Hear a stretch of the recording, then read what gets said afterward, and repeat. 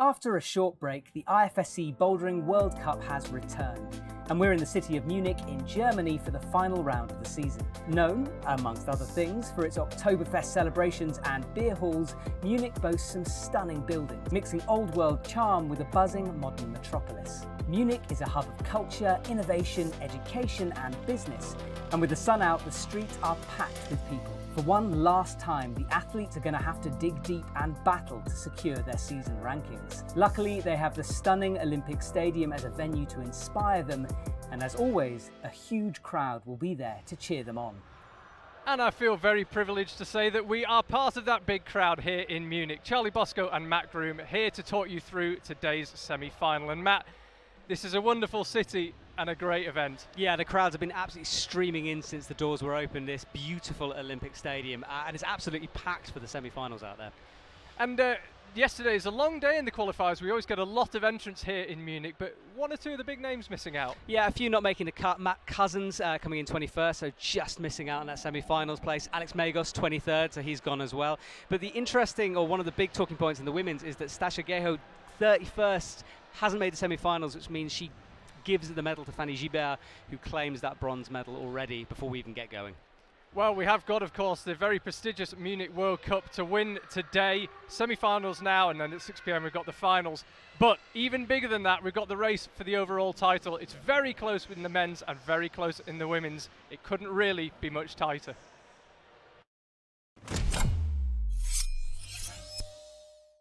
Having started in the beautiful snow-capped mountains of Switzerland, before moving on to the historic and famous sites of Moscow, the IFSC Boulder World Cup Tour then took the athletes to the mountain cities of Tai'an and Chongqing in China. From there, it was on to the world's largest city, Tokyo, and then to the high and wild peaks of Colorado for round 6 in the mountain town of Vail.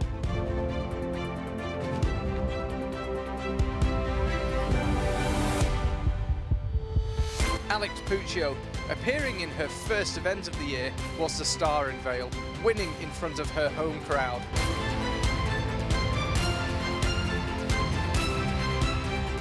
Janja Garnbret also got in on the winning act, taking gold in Moscow.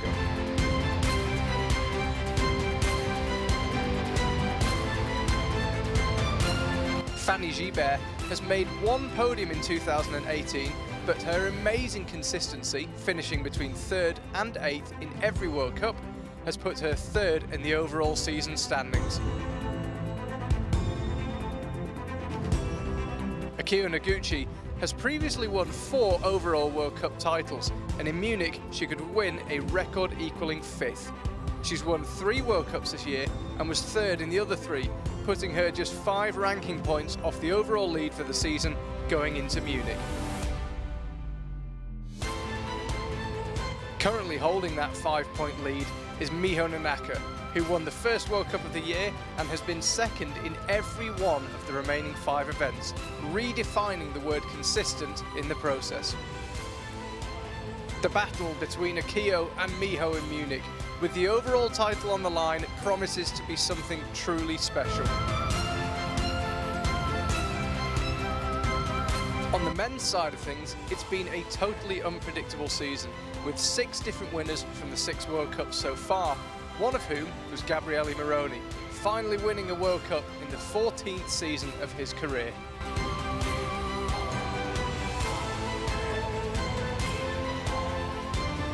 Alex Cazenove also became a World Cup winner in 2018 with a victory in Tai'an when he was appearing in his first ever final.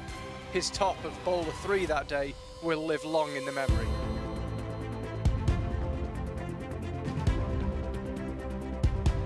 Gakura Fuji also got in on the act, winning in Chongqing in what has been, by his standards, an underwhelming season. He won't feature in the race for the overall title.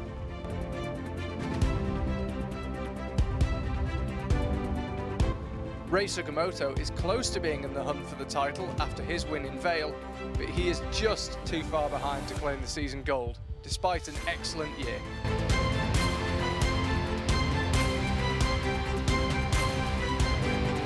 Absolutely in the reckoning for the win is Tomoe Narasaki, the 2016 champion. He won in Moscow in April and has been on 3 other podiums. He trails by just 4 points in the overall standings.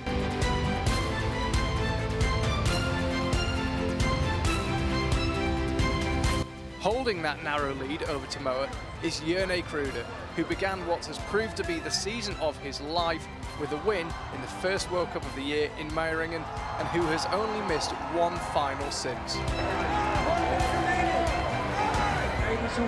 So, the top 2 ranked women are separated by 5 points, the top 2 men by 4. Get ready for a highly charged battle in Munich.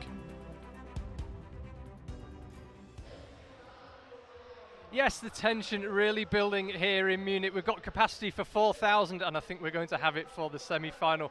And Matt, you and I, we were up on the boulders earlier on today.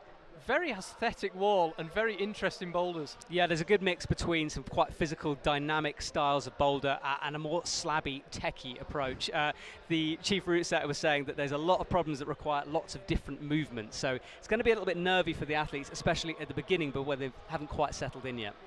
Yeah, Jamie Cassidy of Great Britain, who is also the chief route setter in Vale, is our chief setter here in Munich. And as Matt says, a lot of the boulders, it's intricate moves. There might not be many holds, but you've got to make a lot of moves in order to move between those holds. So quite a test of the climbers physically, but also mentally. And there's a lot of pressure on some of the climbers, including the 4 we mentioned in our video there, who are racing for the overall title. Yeah, exactly. It could not be closer at the top, couldn't it, really? It's like someone wrote a fantastic movie script for this, and it's playing out in front of us. So I don't know about you, but I'm psyched for today.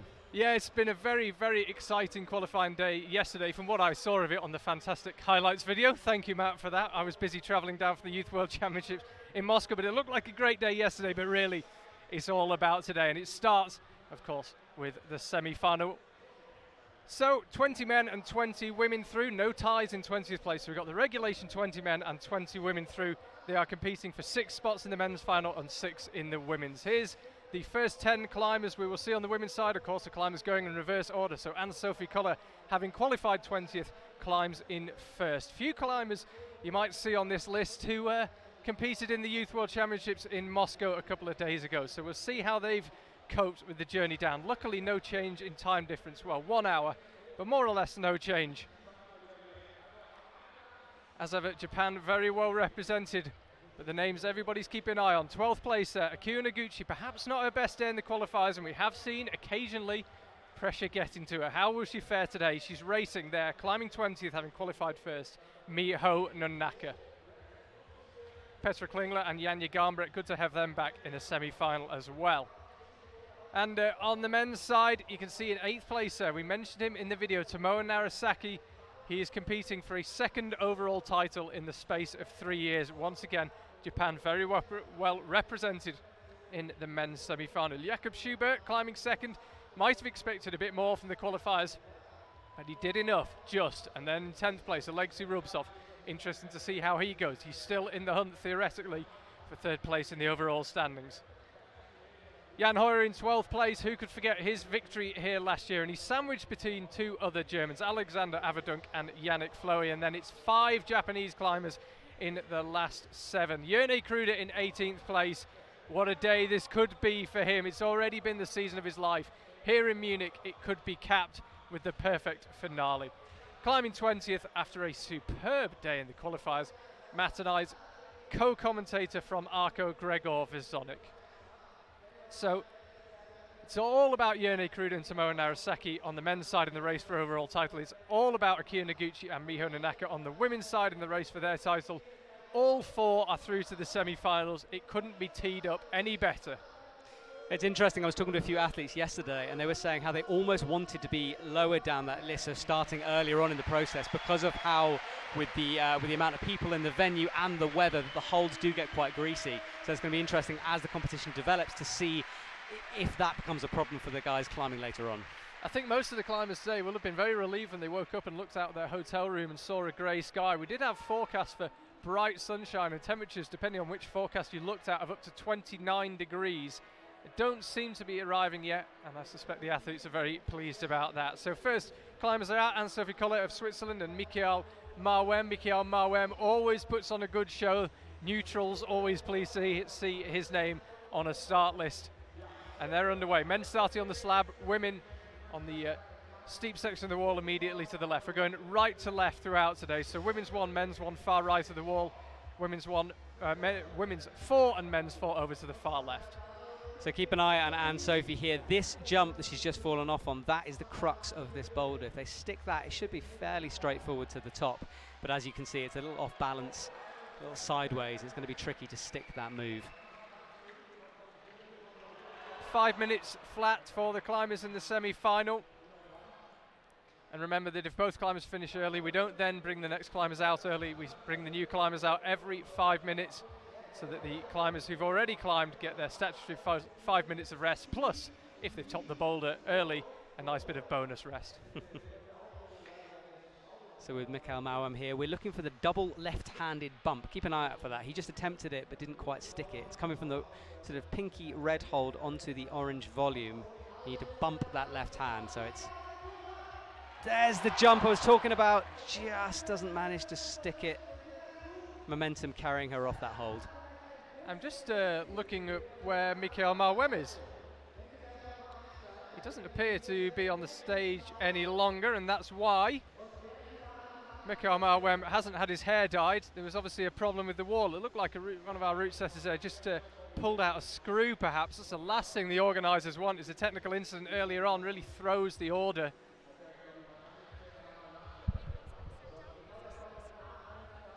Yeah, so we're just getting confirmation from that from the technical delegates here in Munich. So Charlie will better give you an update when he comes back to me now about what's been going on with that screw situation.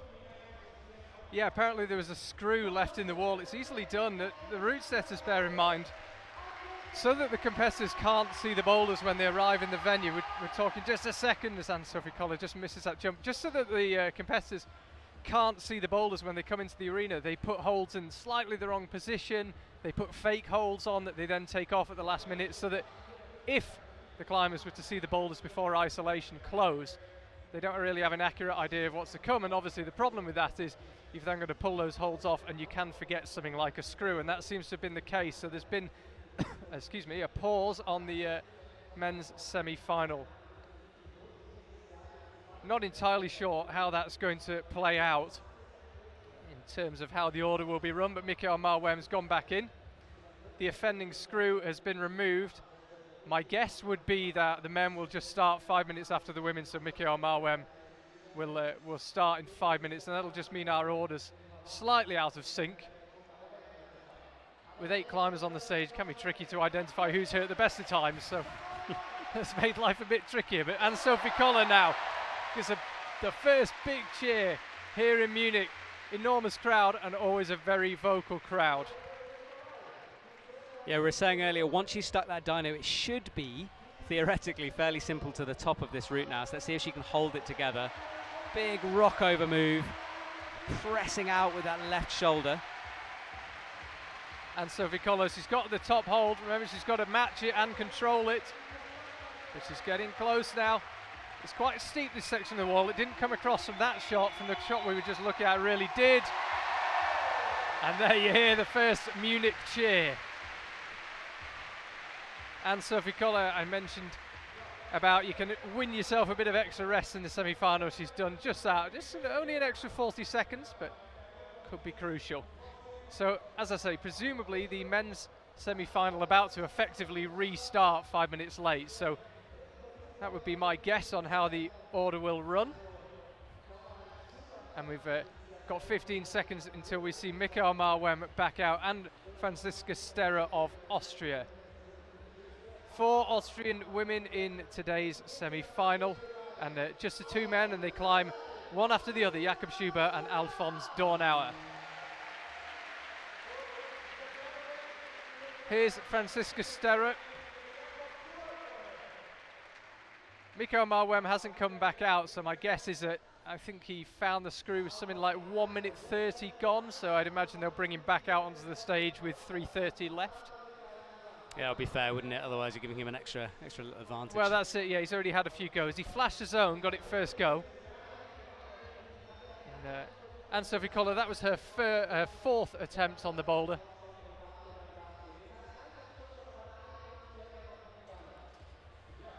So we're underway here in Munich. If you're just joining us, welcome.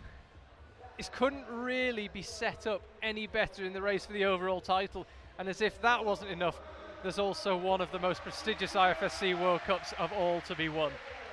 So there is Mikhail Mao. As I say, he was obviously brought out with the time remaining that he would have had he not located that screw, which by my watch was 4 minutes and 5 seconds.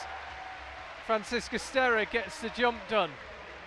Probably not the trickiest of the 4 boulders for the women. It looks, even at this early stage, like you'll need a top on it, given that both of our first 2 climbers have nearly topped it. I don't want to curse Francisca Sterra's attempt, but have made good progress on it on the top from Anne-Sophie Koller. Mikhail Mao gets the jump done on men's 1. That special method with the pop of the left hand.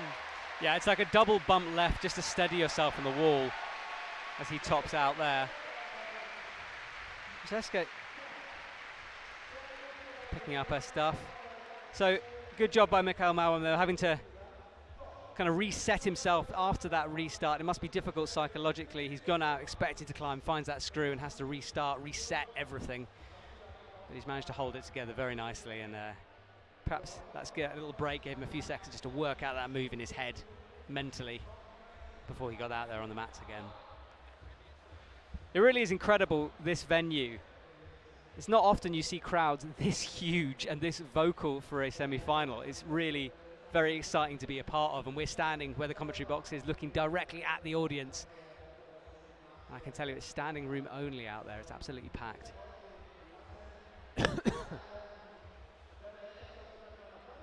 So the hole's just getting a bit of a brush. As I said, it's going to be interesting. It is a bit humid, although the sun is in, so we're hoping those holes don't get too greasy for the athletes. Look at that stadium, look at that unique design. It's really cool. There's people constantly walking above our heads. You can't really see it in the screen, but they can walk up on top of this building. So there's people on our right earlier in harnesses walking above our heads, which is a little bit distracting. Yeah, there's a big flying fox right across the middle of the stadium as well. It really is the most extraordinary venue. It hosted a football World Cup final. It hosted an Olympics, obviously, hence the name. And it was also Bayern Munich's home until 2006, when they moved across town to the enormous arena whose name has temporarily escaped me. The one that changes colour. Someone let me know on Twitter, #IFSCWC. It's disappointing no one's given me a go on the flying fox yet. How dare they? Use your press pass, see what you can get, man. Do you reckon? All right, I'll give it a go. If I disappear during this, that's where I've gone. Keep an eye out for me flying across the screen on the live stream. There's Udo Neumann of Team Germany, we just saw on the bottom right of the screen. One of the great things about this Munich World Cup, if you come as a spectator, is there's no segregation for the athletes. The athletes mingle in with the crowd. So you can see all your heroes, and I can just see Alex Megos about 10 metres away from us signing some autographs and taking some selfies. And there's the women's standings.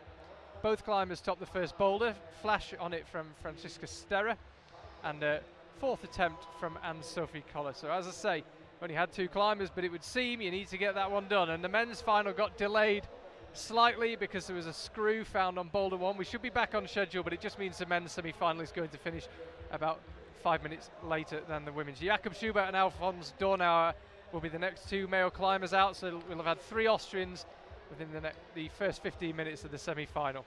Yeah, I was talking to a few of the athletes yesterday because obviously Jakob Schubert's come from the lead season, as has Jan Hoyer. There's quite a few of them competing in both, and I was interested to see whether mentally that's quite difficult for them or whether they can cope with that. And the majority were saying that it's just a bit of a brain flick. They're in shape, it doesn't really matter, it's just sort of getting your head into the fact that you have to try very hard for a short period of time. So no one really seemed particularly concerned about the change in discipline.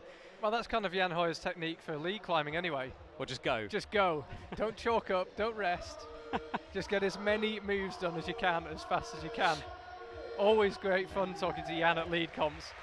He's getting pretty handy at it as well. So here comes Jakob Schubert, having had a wonderful July in the lead. And he's second climber out onto men's 1, and we didn't dwell on it much at the time, but Mikhail Mao got the move absolutely right. As you pop to the top with the right hand, you've got to bump the left hand. We saw Mikhail Mao do it. We'll see it again, and we can hopefully analyse it a little bit more. So now, first chance to have a look at women's 2. Men's 2, of course, empty because Mikhail Mao is now backstage. due to that technical incident earlier on. And Emily Phillips of Great Britain, no problem with the jump. Certainly not done at this stage, but every climber, oh, excuse me, Mr. Cameraman, he obviously sneezed at the key moment. Every climber that's then got to the zone has topped from there. This is kind of Jakob's move, this. I expect him to be able to sort this out. That kind of dynamic physical style is something he's very good at.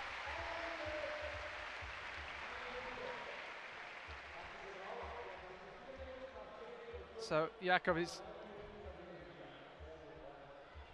I think we saw Emily Phillips there.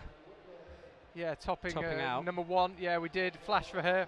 Yeah, Jakob, complicated first section of this boulder. You've got to do quite a lot of moves and then you've got to get the read right. So this was Emily Phillips on women's 1. Been topped by all 3 climbers out so far. You're going to need to get that one done, that's for sure. Get it done and probably have a flash on that. We've seen 2 of the athletes who qualified lower down, so you'd really be expecting the guys in the top half of the field to have no problems with that. Jakob looking a little bit confused by this problem. He spent a long time before starting climbing, so trying to work it out, and it didn't quite go to plan on that one. Here's Anne-Sophie Collins. She got the first boulder done on her 4th go. She's the first climber to attempt this boulder 4.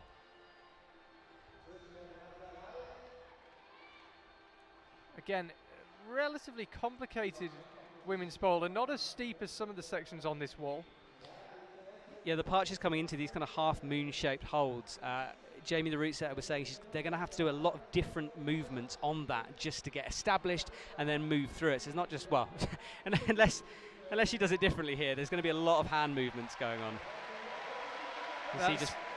Yeah, we just see Jakob Schubert bottom left.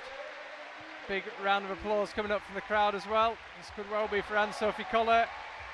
She's found the top.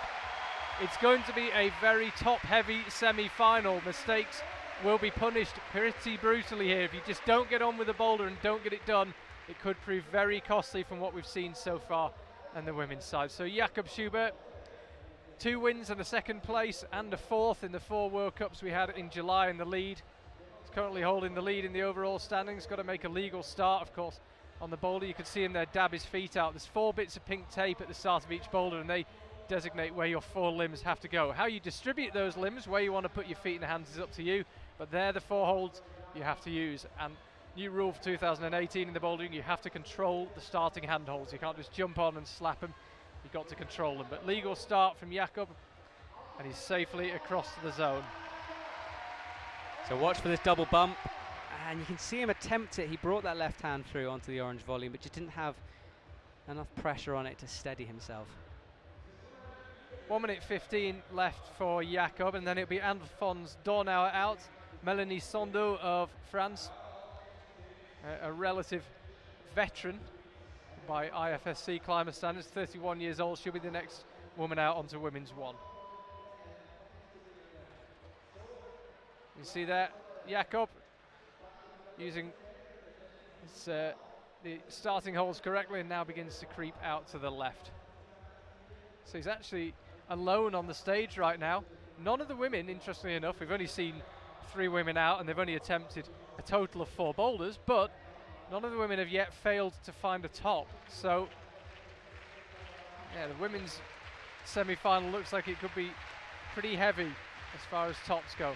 Jakob, only a couple of hours from his home in Innsbruck, where we'll have the World Championships in a month or so's time, finds the method this time, and finds when he can control that top hold. He's got plenty of time, no rush Jakob, got 10 seconds, he just looks at the clock,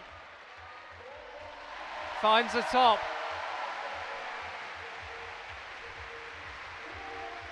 So Jakob in the nick of time, finds the top, and that was the method. You could see he popped his left hand as he moved over to the right, and there is Melanie Sondo and Alphonse Dornauer, their first action in today's semi-final. So 5 attempts there from Jakob. It took him a while just to work out that final move, but as you can see, super happy to get that done. He's one of very few climbers who've won World Cups in multiple disciplines, a 2-time Boulder World Cup winner, Jakob. Just a 21 on the lead. his compatriot Alphonse, the next climber out. So Francisca Sterra and Mikhail Mao. Feels like we've barely seen Mikhail Mao because he's been in and out a couple of times on men's 1. He's now the first climber to attempt men's 2. And again, a really funny boulder, this men's 2. It's powerful, but not especially dynamic. It's powerful in that you've got to hold very awkward positions for a long time while you figure out how to get into the next awkward position. Yeah, the route setter sort of giggled when we were talking to him about that one, and it is just pure brute strength, I think. And as you can see, but having been up next to it, those holds are not very good, those black holds. There's no edges on them, really. So, yeah, a lot of friction climbing, a lot of power climbing required for that. Interesting to see whether that suits the taller or the shorter climbers. We see a top from Melanie Sondo. Yeah, interesting to see whether that men's 2 suits the taller or the shorter climber. Mikhail, one of the very tallest climbers, because some of the reaches will be a little more comfortable for him, but there are bits where you've got to squidge yourself into quite a small space, and his height may count against him. Yeah, he looked a long way off it then, just had a look up despairingly about how high that zone is above his head. I've known that as a climber, when you're on a good hold, you look up and you realise how far you've got to go to the next one. It's a little bit depressing, and I think he just had one of those moments. 3 minutes to go for these climbers, 2 Austrians currently on the stage. Melanie Sondo already back in. It was 2 Austrians and 2 French climbers. Melanie Sondo found a top on women's 1. Absolutely, you'll need to get women's 1 done. It's been climbed by all 4 climbers who've attempted it so far, and Sophie Koller, the only climber not to flash it.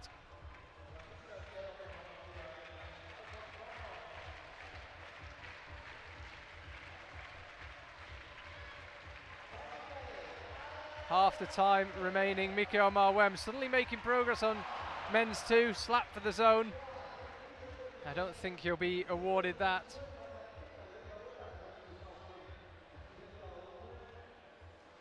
So this is a brand new wall they're using here at Munich. And you can see there's no T-nuts in the wall, so it's quite a clean setup, just screw-on hold. So it looks very nice, it looks very clean. The route's quite close together. Yeah, it's not the widest wall. There's not that much space for the route setters to play with. But as Matt said, no T-nuts. It's an unusual feature. The T-nuts are the small holes covered, that most walls are covered in, that you can then attach a bolt to attach holes. But all the holes attached with screws here. Quite an unusual feature of a wall. And as you say, it makes it look very clean. So Francisca Sterra on women's 2. We've seen this topped by Anne-Sophie Koller. She got it on her second go.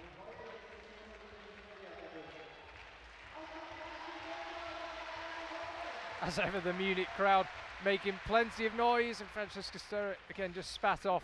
It's one of those boulders where if your body position isn't absolutely perfect, you don't really stand any chance. You can make the most micro adjustment and the moves goes from completely impossible to feeling quite doable. Yeah, she sort of rushed that move a little bit, I think. She could have just taken a second to steady herself, because you are in a good place there. It's not like you're about to fall off. You're kind of pressing between 2 holds. I think it just requires a breath and a moment before going up. Just under a minute left. Alphonse Dornauer would be the first climber not to top this boulder if he can't get it done. At this stage, Jakob Schubert was still on the mat, and he found a top. So plenty of time remaining. Yeah, one of the nice things about where our commentary box is set up is we can actually see back into the isolation area, into backstage. So if there's any tantrums, we'll keep you updated. Any shoes thrown, we'll let you know. Yeah, we just saw Jakob Schubert with his game face on. Ditto Melanie Sondo behind the wall. She's got the biggest pair of headphones on back there. Her compatriot Mikhail Mao, I don't think he's going to get the zone for that. That was Francisca Sterra. This is Mikhail Mao. And 5 seconds to go. And I don't think Alphonse Dornauer has got number 1 done. Tomoaki Takata, the next climber out, and Clementine Kaiser of France. Clementine had a brilliant day in the qualifiers yesterday, comes out just ahead of her compatriot. Emily Phillips as well from Great Britain. She's climbed really well so far. Flashing that first problem. So after this rotation, we'll be able to see the third boulders, and then 10 minutes after that, we'll be able to see the fourth. But as it is for now, we're over on the right-hand side of this Munich wall. If you're just joining us, welcome to one of the great climbing events on the calendar. We're in the Olympic Stadium in Munich. Charlie Bosco and Matt Groom here. Get in touch, hashtag IFSCWC on Twitter. Let us know what you think, make a prediction. Almost certainly be better than mine. And we're on the right-hand side of the wall. The crowd, as ever, large and vocal in Munich. And Clementine, we just saw her. I don't know if you could make it out, but on the left-hand side of the screen, massive grin from her as she nailed that move. Tomoaki now is, we're closest to the camera, men's 1. This has been topped by 3 out of the 4 climbers who've attempted it so far, and he got the method right. With 3 minutes 30 left, you fancy his chances of doing that. Talk about margins. He was on absolutely nothing then when he made that move across left, just smearing on that volume. I was kind of like standing there, mouth open as he made the move across with just a smallest of thumb catches. Top from Clementine, so every climber that's got to the zone on women's 2 has topped from there. And they've all got to the zone and they've all topped it, but nobody yet, touch wood, has fallen off between the zone and the top. So it would seem that once you get the zone, should bring it home from there on women's 1. So Emily Phillips on the left-hand side of your screen, Great Britain, and then Jakob Schubert on the right. Jakob again, just taking his time to work this out. It is complicated. It's a really funny looking boulder. Most boulders you walk up to and as a very keen amateur climber, you think, I can't climb that, but if I was strong enough, I imagine how you would do it. This boulder you walk up to and you think, Yes, it's the kind of boulder in the gym I'd look at and go, nah, you're right. Nah, not today. Where's one with little holds and easy, obvious moves? Exactly, where's the crimps on that? Yeah. Jakob nailing the zone. Really having to fight. He's going for a dual texture Volcano. Only the middle bit is good, but it's very good if you can get there. Looked for all the world like he had that. You've got to get right into that Volcano hold though. It is positive provided you latch it perfectly. Yeah, and from the angle of the wall it's hard to tell, but it is downward sloping, so it's not like it's a sort of a ledge of a jug. You've got to, as you said, you've got to get in there, but you have got to almost pinch the thing because it is sloping. Here's Anne-Sophie, who haven't seen women's 3 much yet. Also on the black volumes. She's got 2 tops on the first 2 boulders. She's now got a zone on the 3rd. She got that on her first go, so she's already been to this stage. She's got quite a tricky jump. There it is. It's a reasonably good hold you go into, but your body's taking you out right, and you need to stay as far left as you can. And you've also got to be very accurate. The very best bit of the hole closed off by a blocker above. Jakob and Emily Phillips now back on the mats. 1 minute 20 left for them to find a top. Jakob can't get much closer than that without topping it. Tomoaki, no joy yet on men's 1. So that women's problem 3 you were talking about, Charlie, is all about the jump according to the route setters. Once that gets stuck, you should be able to finish it. And there are, the men's problem had those big black volumes, but the women's similar holds, but there's a little tiny screw on you can see on a few of them, just giving you a little edge. Tomoaki creeping across to the left. It's tricky this because you've got to move so slowly, so carefully, so precisely, and then suddenly spring into action or find a whole new method. Now it's okay to get himself established to here. Can he now mantle? Has he found a new method? I can just see Jakob Schubert in the background. Can he find a top? Oh, again he touches it. And I don't think he'll have another go time and energy wise. Not going to. 20 seconds to go. And Sophie Collett Ditter on women's 3. What did Tomoaki Takata find on number 1? Yeah, I was actually hoping he would manage to do that because I was fascinated by seeing that rock over on the heel. It would have been a very long way up if he decided that method. Tomohiro Narasaki just walking past us now, giving us a nod. He looks focused. Yeah, I think he's just looking when Tomoa would be coming out. About 3 climbers to go, so Tomoa must have been behind the wall, and he's being escorted to the loo here. There's no loo specifically for the climbers directly behind the wall, so one of the volunteers has to go with them to make sure they don't have a look at the boulders on the way. No one follows me when I pee. kind of want someone. Make a World Cup semi-final and you'll get someone to supervise you. Right. That is the weirdest thing I've ever said, especially on air. Oh dear. So Mikhail Mao now, men's 3, first time we've had a look at this.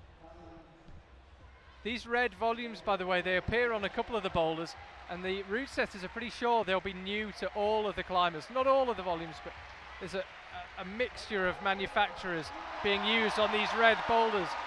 And the holes might be new to Mikhail Mao, but he seems to know how to use them.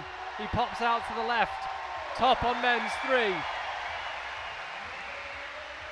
Outrageous amount of shoulder strength there on his right hand side as he locked off, reaching up for that final hold.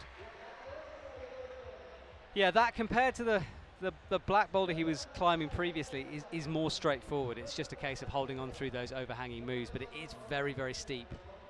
I think we talked about Mikhail Mao-Wem's height earlier. I think it'll be an advantage on that boulder because his elbows would just be a bit less bent as he reaches out. When you're a bit shorter, your arms could almost be at full extension, almost an iron cross position. So top for him on number 3. Here's Manuel Corno, always puts on a show. In 2016, he put on an amazing show. Somehow ended that final in 6th place, but was behind Jan Hoyer's victory in 2017. Still one of the most memorable performances we've seen here in Munich. Known to have the best hair in climbing as well, important factor that. I've Yeah. seen him all types, spotty, striped like that, looking like a tiger. And he got the move spot on, left hand down onto that orange triangular volume, and he's got 2 minutes and 45 seconds of extra rest. Learned his lesson, didn't celebrate earlier this time. Melanie Sondo now on women's 2. Men's 2, Alphonse Dornauer. All go here in Munich. We've got 8 climbers on the stage, and we will shortly. Doing our best to bring you all the action, but there is a lot of it. So as of yet, no one topping men's 2. Yeah, it feels like someone has, because Jakob Schubert spent about 3 seconds on the top hole twice. Melanie Sondo looked like she just banged her knee on one of the holes as she went up and right there. Samoa comes back past us with his supervisor.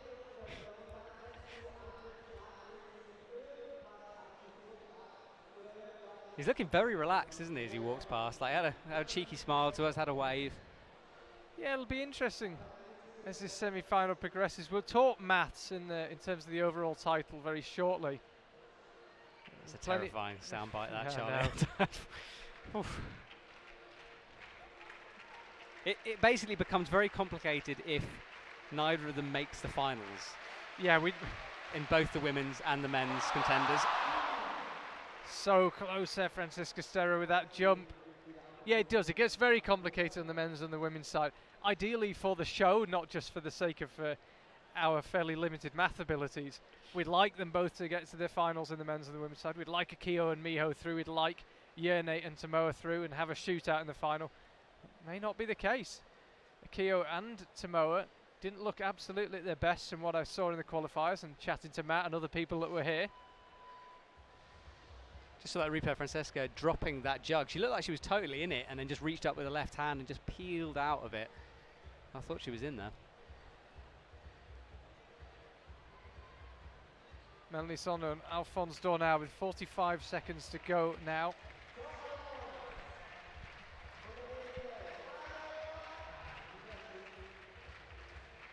So when Jakob stuck that zone, he did it very statically almost. It was a very powerful move, and Alphonse just popping perhaps a little too much to be able to stick that. Very high foot from Melanie. Here comes a rock over, this very physical push. Flagging that left foot to steady her body. She's looking good here. It's very hard to tell from that angle, but I'm pretty sure that as she's popping up, her right knee is banging against that right hole, and it's just pushing her off the wall. Yeah, she didn't hit the hold. I mean, they're chalked up ready for the athletes, so they vaguely know where they've got to aim for. And you could see she missed it. She hit it kind of low and right. And I think, as you said, it's because of that knee bang that just threw her off whack a little bit. So 5-minute rotation begins again. Welcome to Munich. There is the scene. The crowd still filling up. There's people still coming through the doors. Venue getting fuller by the minute. The seating particularly on that right-hand side. As you look at the wall, absolutely packed. There's Gabriele Moroni, mentioned him in our video at the start of the broadcast. World Cup winner. That must sound pretty good after an awful long wait. He's underway. What a moment that was. He won in Tokyo.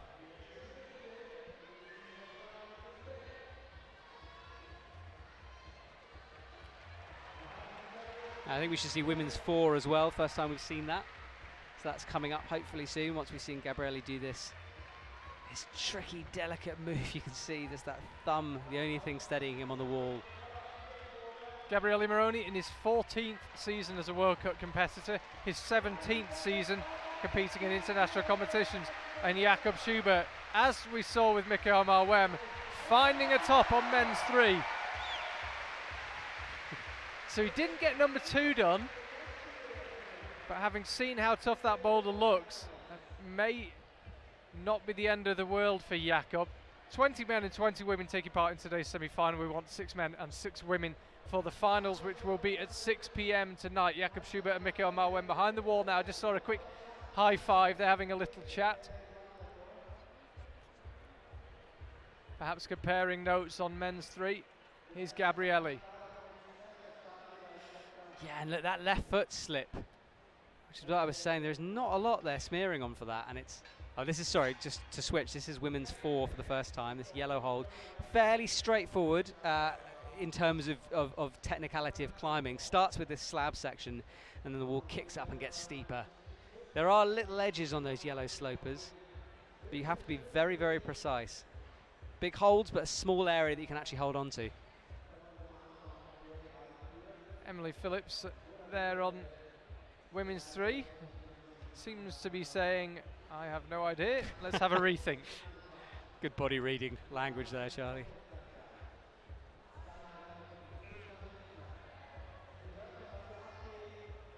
Gabriele Moroni now creeping over to the left. As I mentioned earlier, 14 years of World Cup competitor. He'd come so close to a World Cup win, got it done in Tokyo, and what a moment that was.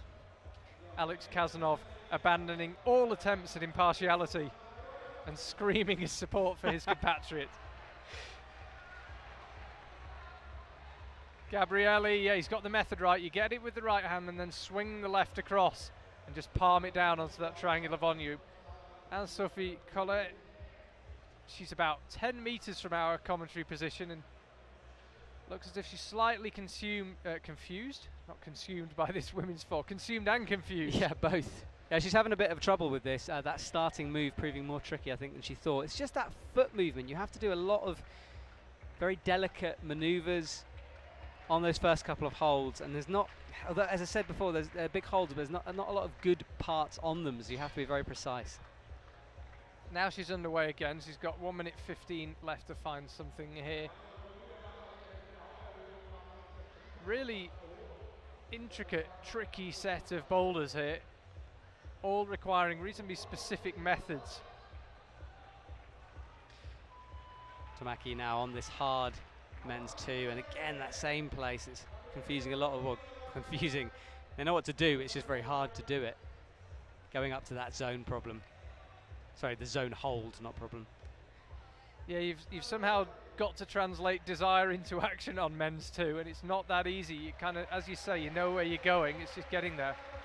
Emily Phillips there on women's 3, Clementine Kaiser and Tomoaki Takata here on the second boulders.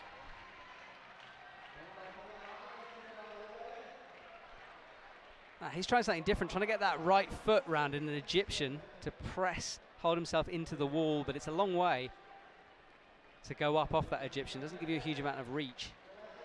So Gabri, I don't think he's going to have time here unless he can find something truly spectacular. He can't. Ditto Clementine on number 2. Taisei Ishimatsu will be the next male climber out. And Alma Bestvater, I think of Germany, will be the next female climber out.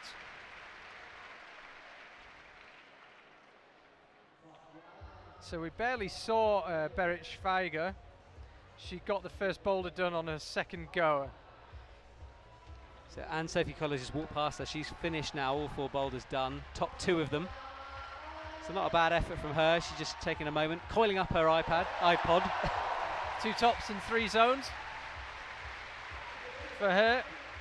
If you are new to bouldering and you're watching the IFSC for the first time, welcome. You've picked a pretty good event to choose as your first one. Munich in the legendary Olympic Stadium in the north of the city. And if you're trying to figure out the scoring system, the most important score is how many tops the climbers get. The next way that we separate them, if they're tied on tops, is how many zone holds they get. You'll see on each boulder there's a clearly marked zone hold. You can see it there with the green tape, as we see a top for Alma on number 2. Yeah, if they're tied on tops, it comes down to number of zones. Alphonse Dors now are currently holding the zone hold on men's 3. If they're still tied, the next way we separate them is number of attempts required to get the tops, and if they're still tied, it comes down to number of attempts to get the zone. So it's a 4-tiered method of separating the climbers. Top zones, attempts to top, and attempts to zone. Alphonse Dors now finds a top there, looked ever so slightly shake as he popped left, but he got it done. Crowd, as ever, going crazy here in Munich. I assume we've got another top somewhere else on the stage.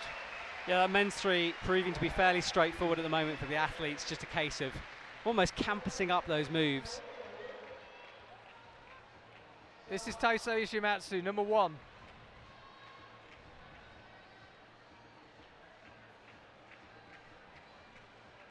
And he didn't use the method, he used his left foot instead of dabbing the left hand. But hey, if you start at the bottom and you finish at the top, up to you how you do it. Nice work from him. Top on men's 1, you're going to need to do men's 1, you're going to need to do women's 1 as well, and I suspect you probably need to do men's 3. That's going to be the basics required to progress to the finals. Love watching Manu Cornu there. He just, his style when he's about to fall off and he knows he's going to make a swing for the next hole anyway. It's great to watch. I think he knows it's not necessarily going to stick, but he still has a go. Melanie there, going for that jug, which is an absolute sinker if you can get into it, but it's miles away. That's Melanie Sondo trying to figure out this women's 3.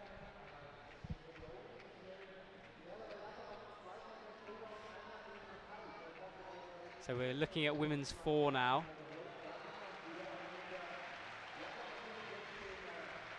And Sophie Koller couldn't find a zone on this. Francisca Sterra hasn't been given a zone yet, but I think she will be now. That is the zone hold that she's on with her right hand. Yeah, definitely working out that bottom section better. Oh, just dropping that right hand. Manu Cornu backwards here.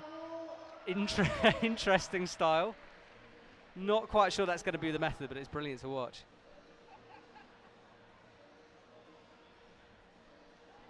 Now Caroline Zinhuber of Austria on women's 2. Tricky one this, even when you get those penultimate holds, which those 2 hand holds at the top of your shot are, and you're going for the top hold, there it is, it's certainly not in the bag. Work still to be done from here. Cleverly finds a nice drop knee. Now she just needs to find out how to free up that left hand. Toe hook. Job done. Sometimes the route setters will put black tape on the edge of a boulder, and that marks the legal edge of the boulder. There's no black tape on the left-hand arete though for women's 2, so you can use that toe hook. That was Francisca Sterra on women's 2, and a quick shot there of women's 4. Let's have a look at Manuel Cornu. That time he had a knee bar in. This is brilliant to watch. I love watching him climb.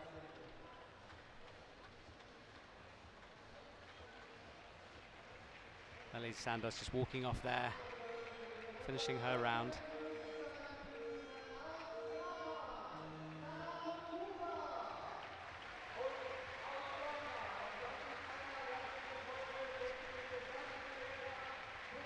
Emily Phillips having a look at the wall, taking her time. And there he is, Tomoe Narasaki, one of the contenders, or the contender, one of 2 contenders for the overall title. let's see if he can get his campaign here in Munich off to a good start on men's problem 1.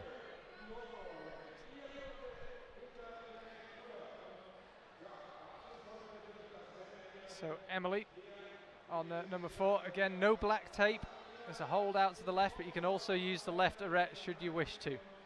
Jakob Schubert now. He's climbing on men's 4. We haven't seen much of men's 4 so far. So keep an eye out for a far right toe hook on men's 4. And interestingly, we're looking at women's 3 there. Apparently, it's easier if you start backwards, so it's easier if you start facing the audience. I haven't seen any athletes do that so far, but that's the way the route setters intended that move to be. So it'll be interesting to see if any athletes kind of pick that up and work out that easy method. On women's 3? Yeah. Yeah. Jakob Schubert now moving out to the right again. You can't place too much stock on when the Munich crowd are making a lot of noise, because they're basically always making a lot of noise. So I keep looking up and expecting to see a top, and they're just having a good old time. Yeah. It's the land of good beer, they should be. I mean, I appreciate it's only 12:40, but you know. It's 5 o'clock somewhere. Well, exactly. Nanako Kura of Japan needs to find a match, finds a match, 3 minutes extra rest for her, top on women's 1. Gabri Moroni couldn't quite find the method on men's 1. He's now on men's 2. Berit Schweiger, we barely saw her on women's 1. She's on women's 2. Got the job done on number 1, got its second go. So only seen 2 tops, women's 2. And Sophie Koller and Caroline Zinhuber. I think it's about to see a third. It is, Berit Schweiger gets it done. Let's have a look at men's 3. We've got a replay from that.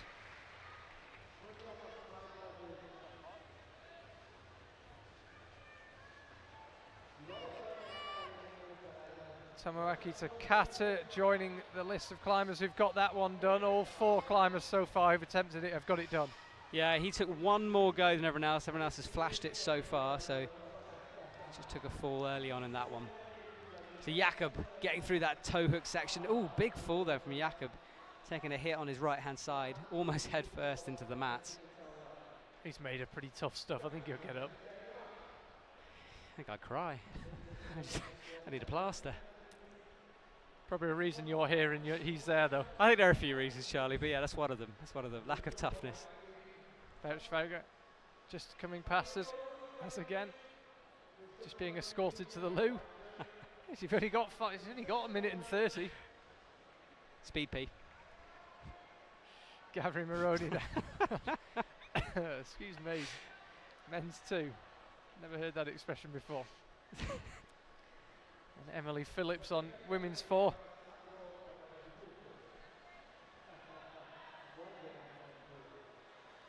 I was just about to say, she looked like she's got that section dialed, but perhaps just too few foot movements, not getting herself set up properly for the next move.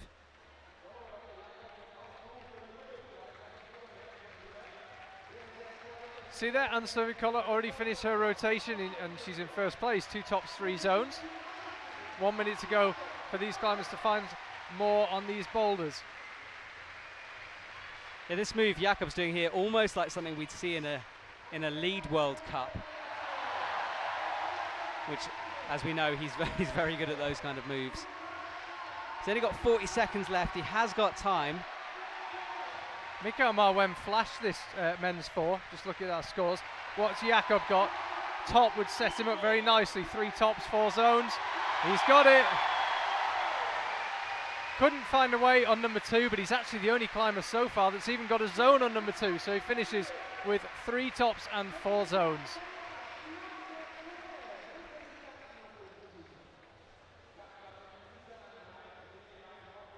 Yeah, Jakob walking past us back into the athletes area. Just he's got his hands on his knees, breathing, looking very, very pumped. That it's a long boulder problem. There's a lot to it, and it took a long time on the wall. So yeah, very tiring for the athletes. He can't do any more. It'd be interesting to see where that leaves him. He's currently in first place, 3 tops, 4 zones. He only missed out on the top on number 2. Nobody else has done it. Could well be enough. There's no point speculating too much at this early stage, I suppose, but interesting to think what may or may not be enough. No point speculating, but we will. But we will. We yeah. will. We'll have a speculate. No point doing it, but it's a bit of fun, so why not? Here to enjoy ourselves. Here's Rei Sugimoto, winner in Vale, in a race for third place in the overall standings. Yeah, I think we mathematically worked out that Rei isn't. Well, we know that Rei can't walk away with the overall win, but as you said, that bronze medal is there for him. Tomoe Narasaki, who has already climbed and flashed men's 1 very much in the race. We'll talk about potential outcomes as the semi-final goes by. Manuel Cornu now up to the zone on men's 3.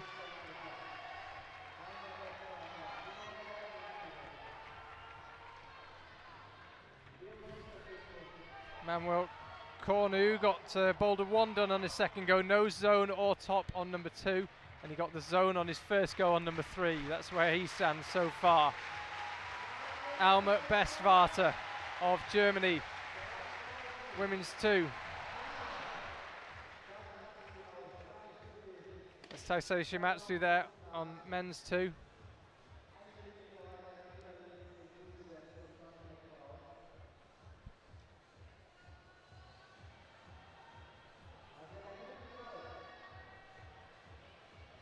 Rei creeping out to the left. Had to wait 5 years between World Cup wins, but got the job done in Vale. What was his reaction like, Charlie, when he won that? I wasn't there, I didn't see it, but it must have been pretty special for him. Pretty happy, yeah. Yeah, he was pretty chuffed.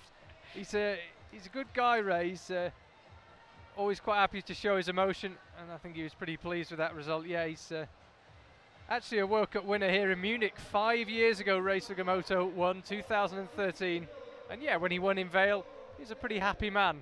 Sadly didn't know where he went in Vale for his night out, but I suspect it was the place to be that evening.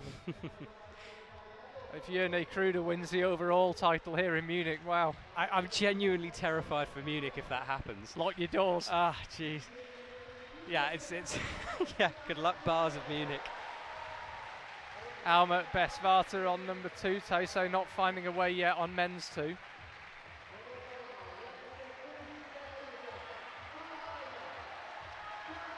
Mikhail Mao has just exited the athletes area on a bright green electric scooter, which I want. That cheer there is for Alma Bestvater, climbing in front of her home crowd. She's found the top on women's 2. Rei Sugimoto moving out over to the left on men's 1. Top as well for Meiko Taki in the background, women's 2. Top's coming thick and fast.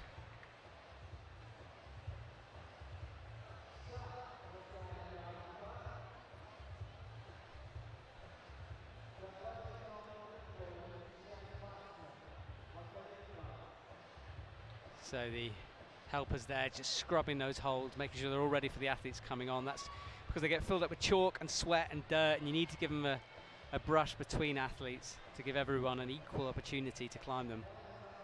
Taisei Shimatsu's still looking at number 2. Rei Sugimoto still attempting number 1. Got to pop out with the right hand and then dab the left hand out. It doesn't look as if he spotted that method where you slap down onto the orange triangular volume. Remember, of course, there's no observation in the semi-final. The climbers have got 5 minutes not only to climb but also figure out these boulders. Oh, and we're close to a top there on men's 2. It's not seen a top yet. Jakob Schubert, the only climber to get a zone until Taisei Shimatsu joined him. Manuel Cornu now on number 3. Needs to get this one done. Everybody's got it done so far. Manuel Cornu, the 5th climber to attempt it. So you're going to need number 3 in the men, that is for sure. And he drops it, went out dynamically, and you want to just creep out left. We've seen a couple of textbook demonstrations of how it's done. Yeah, I think that's going to be problematic for him. It wasn't a problem for a lot of athletes, and we've got very strong people to come, so that might be a slip that he rues come finals time.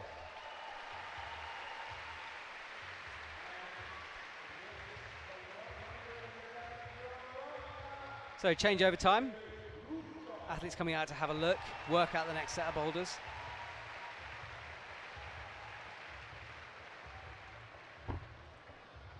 Looking at Clementine Kaiser there on her final problem of the semi-finals. 4 men's boulders, 4 women's boulders. We only take the top 6 out of 20. Here's Alexei Rubtsov. I was filming with him in his gym in Moscow about 5 days ago. Amazing facilities built. He basically said he built it because the facilities are pretty hopeless in Moscow and he wanted somewhere good to train, but it's a great spot. As ever, Alexei, a man not short on opinions about most things, including training. It was good to pick his brains and get a few insights from the man himself. And I think he could be cruising for a pretty easy top here. Yeah, Alexei Rubtsov, job done. With a very tough and physical men's 2 coming up. Not that he will know that, I would imagine. That extra rest could come in very handy. He's barely used any energy at all early on. Here's Tomoe Narasaki. Okay, let's do it. Let's dive into the maths on the overall title. Tomoe Narasaki, as we watch Kaci Kadic on number 1, excuse me. Let's just watch her. I think we're about to see her top. We are. Munich crowd give her a big cheer. Understandably, not quite as deafening as when a German athlete tops, but hey, that's home field advantage for you. But yeah, just going back to the maths, Tomoe Narasaki will need to place 9th or better and ahead of Yune Kruder to take the title. So that's what Tomoe Narasaki's got to do. And over on the women's side, Akira Noguchi needs to place 2nd or 1st in Munich and ahead of Miho Nanaka to overtake her compatriot. There are some other slightly weird possibilities, but I think if we listed every mathematical possibility for the overall title, we wouldn't say anything else today. So let's just leave it at there for now. Yeah, it was something that we started getting into, and it's very complicated. But basically, if they both make finals, in the men and women's contenders, it becomes almost a straight shootout at that point. It only becomes really complicated if both of them don't make the finals. So for our calculator's sake, let's hope that doesn't happen. Top on men's 3, that's Gabri Moroni. This is Tomoaki Takata on men's 4. Yeah, I was saying earlier this problem is long. Just look how long already he's been on the wall here. It's almost like a lead climbing route, this. Requires a lot of intricate movement, a lot of physicality all the time whilst getting more and more pumped. It's hard. Jakob Schubert has just walked past us, disappeared off into the crowd. He's done all he can do. Yeah, he's got to feel like he's in a good position with 3 tops, 1 zone. Of course, only 6 athletes making it through, so it's very early. Too early at the moment to tell what's going to happen. Already, though, the number of tops on a few of the boulders, particularly women's 1, men's 3, you're going to need to get them done. That is almost certain. Manuel Cornu's getting ready to make his way out onto the stage. And he was absolutely furious. He came back into the area behind the wall and he was banging the wall. And we nearly saw a top on number 2 from Samoa. Hasn't been topped yet. If somebody could find a way, that would set him up for in an amazing position. Yeah, Tomoe there had a sort of almost a toe hook on the right-hand side that looked like it was going to steady him in when he brings that left hand through onto the slopey black volume. He just couldn't stick it. It looked like that toe popped off. Very tired-looking man there.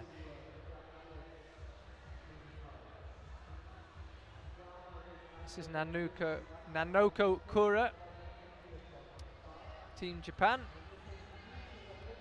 And wearing 93 in the hunt for a 2nd overall title. Won it in 2016, also won the World Championship that year. That double, remember, could still be on for him this year, is Tomoe Narasaki. A top here on number 2 would put him in such a strong position, so he's got the zone. The Munich crowd recognise what a brilliant effort that was, and again touches the top with the right hand, can't quite stay there. Clementine Kaiser now of France, she's safely up to the zone. Yeah, I think she knew as the buzzers went off with 5 seconds remaining, she knew she couldn't quite have the time to finish that off. Saved a bit of energy. Here's Akira Noguchi. She is in a very tight battle with her compatriot Miho Nanaka for the overall title. Sometimes, just occasionally, pressure seems to get to Akio. She was great this year in Japan, but the 2 years previously, being in front of a home crowd just seemed to throw her slightly. She didn't seem to be able to perform under the very highest pressure, and that is absolutely what she's under here in Munich. However, it should be remembered that she is a full-time overall World Cup champion. She can deal with pressure just fine on her day, but will it be her day here in southern Germany? Which Akira Noguchi will we see? The one that crushed and cruised through the 3 Asian World Cups earlier in the year, or the one that struggled when it mattered the most? I have to say, I think it will be the former. I think we'll see Akio in the final. Big claim that, Charlie. But she stuck the jump, and as we know, that's the tricky part of that boulder. Almost went entirely horizontal on the wall there, holding that dyno. She presses up for the final hold. About to see a great camera angle here. Making it, Akira making it look absolutely easy there. So that's got her title contention off to a good start here in Munich at the Olympic Stadium.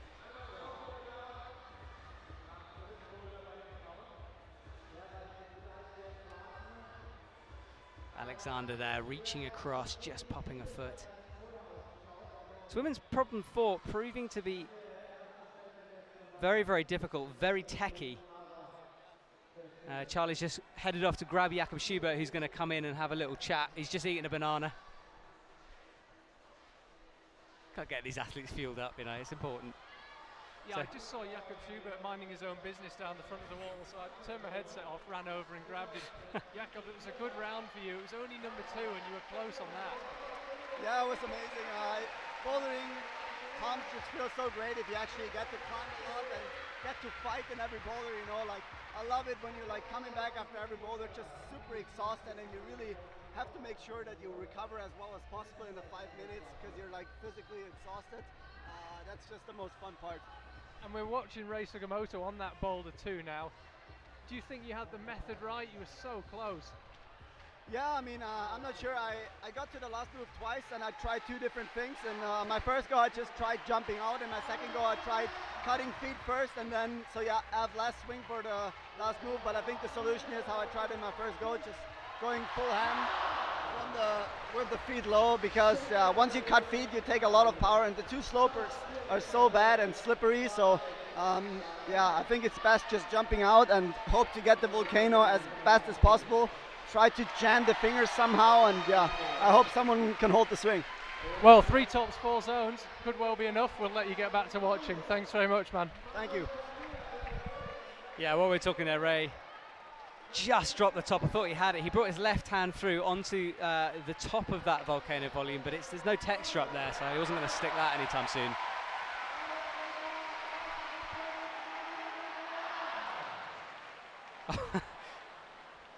Mikhail kicking the bouldering bucket out there. Accidentally, of course. Oh, it's his shoe. He kicks his shoe out left. Just apologises.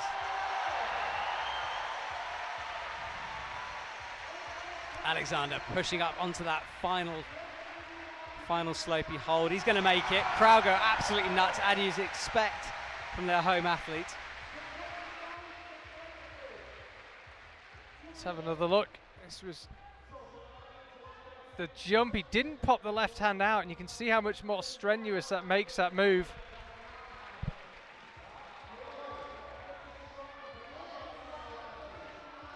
So 2 German climbers out on the mats. This is Alma Bestvater. You can see Alma's left wrist is bandaged. I watched her having that put on after the qualies yesterday, so she obviously just picked up a little niggle that needed to be protected there.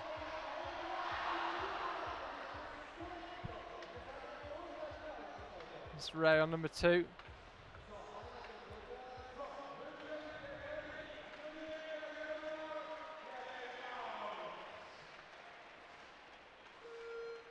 I reckon that's about as close as that's come so far to being top there. He really looked like he had it. His body was in a good position.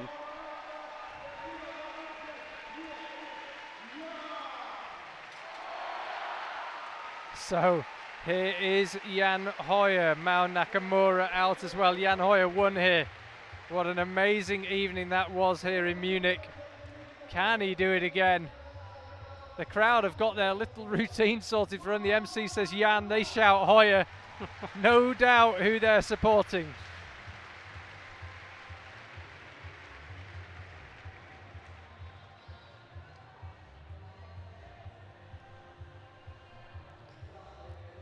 Yeah, speaking to Yawn yesterday, he seemed relaxed. Certainly more in his element, I think, than I've seen him recently at certain lead climbing events where you were saying it's not his natural habitat necessarily on that lead wall. So he's back in his zone here in Munich.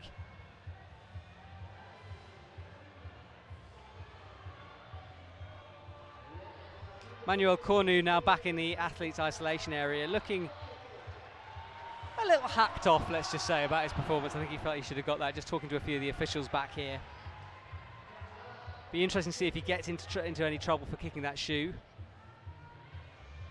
But we haven't seen any problems so far. Yeah, there are disciplinary measures, yellow cards, such like, that can be handed out to athletes. It doesn't appear that Manu's in too much trouble. Here's Katja on number 2.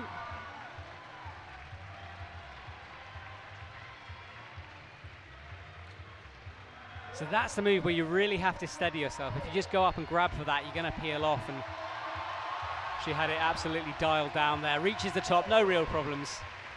And a nice long rest now for her before that next boulder. There's Yawn, got the method. Almost looked a bit too close with his arm span, that left hole. Looked like he could have done with it being a bit further away, if anything. Top for him, he's off in the semi-final.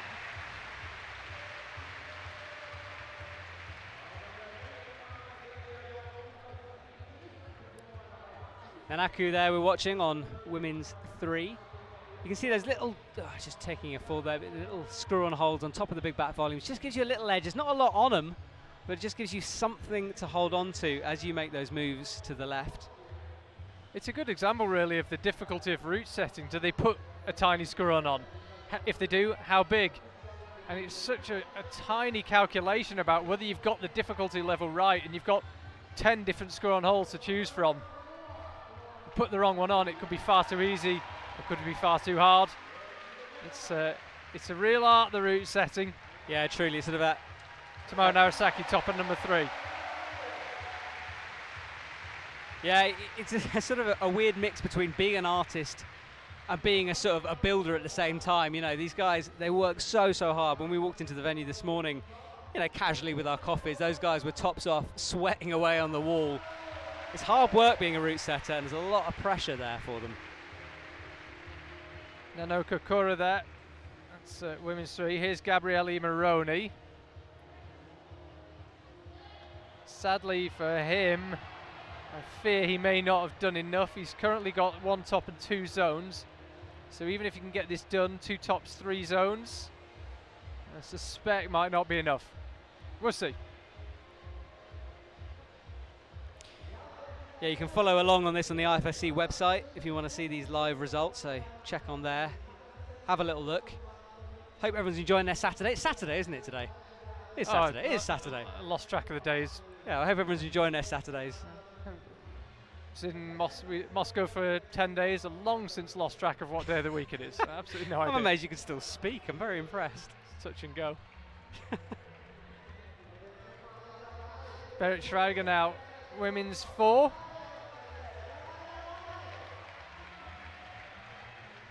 As yet, untop this women's 4. All the climbers have got women's 1 done, so you absolutely have to get that. And then 5 out of 10 climbers have got number 2 done, so you'll almost certainly need that as well. No top on women's 3, no top on women's 4. Yeah, women's 4 is one of those problems where you could fall off at any second. None of it is secure. And it's weird because you look at it from the ground and you think, okay, well, I know how to do that. You know, it looks fairly straightforward, but it's just all about the body position. You can get it so wrong, as we've just seen. Futaba Ito, here she comes. Picked up 2 medals in the Youth World Championships in Moscow last week in the lead and the boulder. And here she is in a Senior Boulder World Cup. in a very, very, very strong field, one of the most promising young Japanese climbers. So we've got two Germans, at least two Germans on the map. Alma. Here's Yannick Floe, also Yannick. picked up Youth World Championship medals. There's a lot of people made the journey down from Moscow yesterday.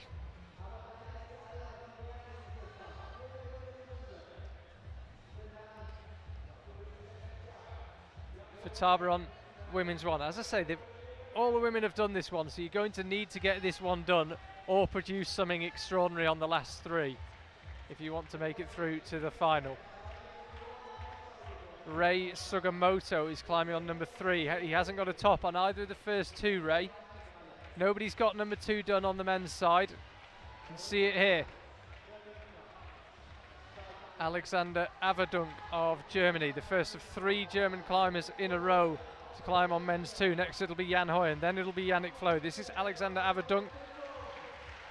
Just wait for the roar if Jan managed to get it done. Akira Noguchi there. Women's 2, this is Meiko Taki. Women's 3, Rei Sugimoto, men's 3. Yeah, it's interesting. Of the top 6 women at the moment in the semi-finals, all of them have got only 2 tops. So there's a lot of room for some of these athletes to come through. Just get one more top, kind of push through and make the finals here. Yeah, look at the scores. The majority of climbers getting number 2 done. All of the women getting number 1 done. So if you could find a top on number 3 and 4, that would leave you in a very, very strong position.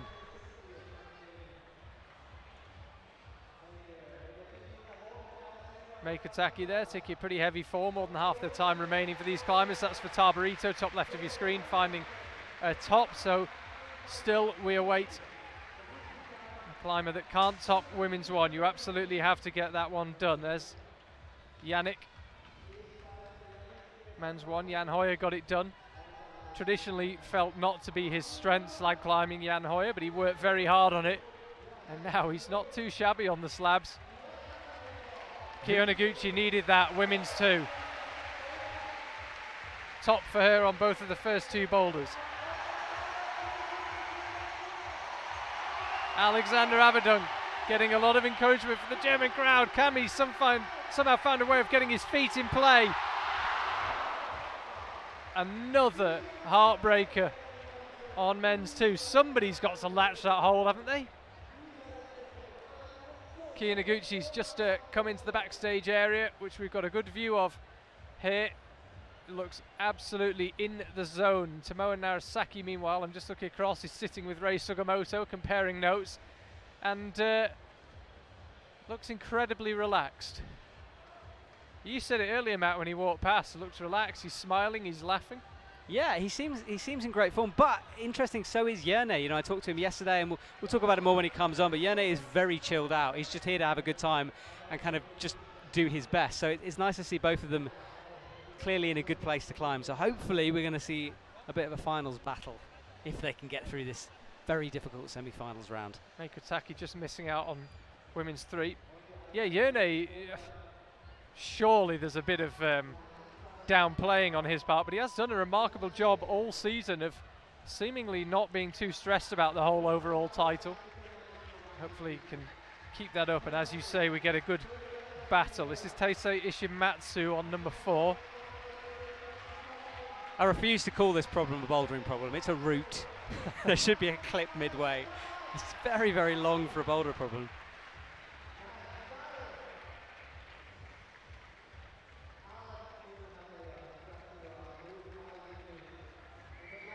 May really struggling with that women's 3. I don't think she'll have another attempt.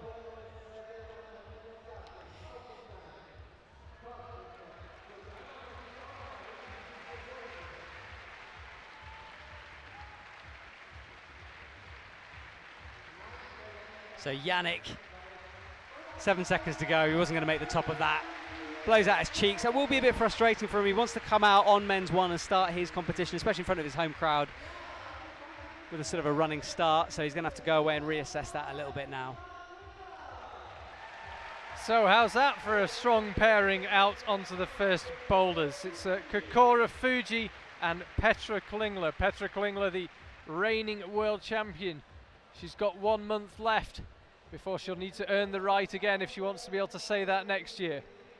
Innsbruck World Championships looming. They begin on the 6th of September, 3 weeks away. Kokoro Fuji will be there. He's won a World Cup already this year. He won in Chongqing. However, the rest of the year has been fairly unspectacular for Kokoro. He can't win the overall title. Be nice for him to finish with a win though, that's for sure. So Jakob Schubert still topping the men's standings at the moment, followed by Mikhail Mao and Tomoe Narasaki in third place. At the moment, of course, everything might change. Jan Hoyer on the wall at the moment, reaching up that big right hand. You can hear the crowd building behind us. Up into the... I was about to say up and sticking the final move. That's amazing because that last Volcano hold is good, but it's clearly just a case of getting right into it. I think the problem is they're very, very low on that hold as well. They're coming from low down. It's sloping downwards towards the mats.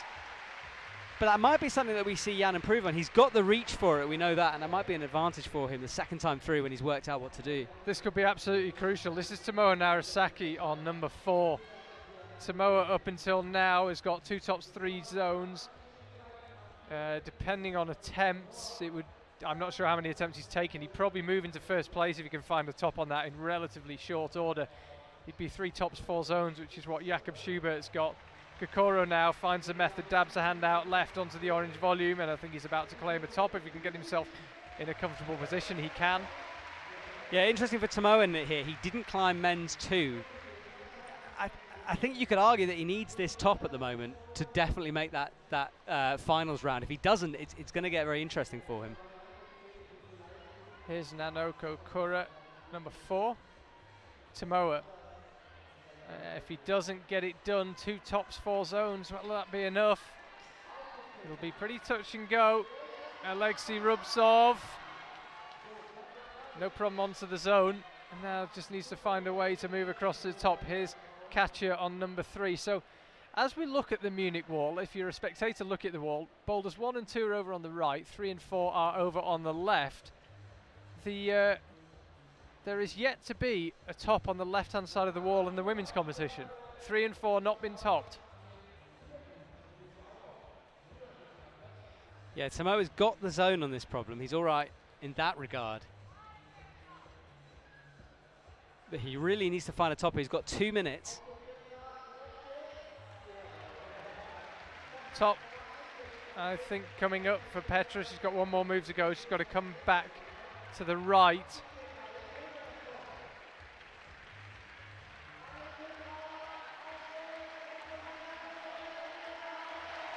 Right hand lands. You almost don't want to say anything. It looks such a delicate position. Both hands and a top for Petra. 1 minute 30 left on the clock. I've filmed with Petra before, and I've always been so impressed with how much that lady has going on in her life in terms of work, in terms of studying, in terms of climbing. She competes in the Ice Climbing World Cup as well as this. Very, very busy schedule for her. This is Tomoe, number 4, 1 minute 10 left. As I say, this could be absolutely crucial, the fact that Tomoe is seemingly not able to get this boulder done.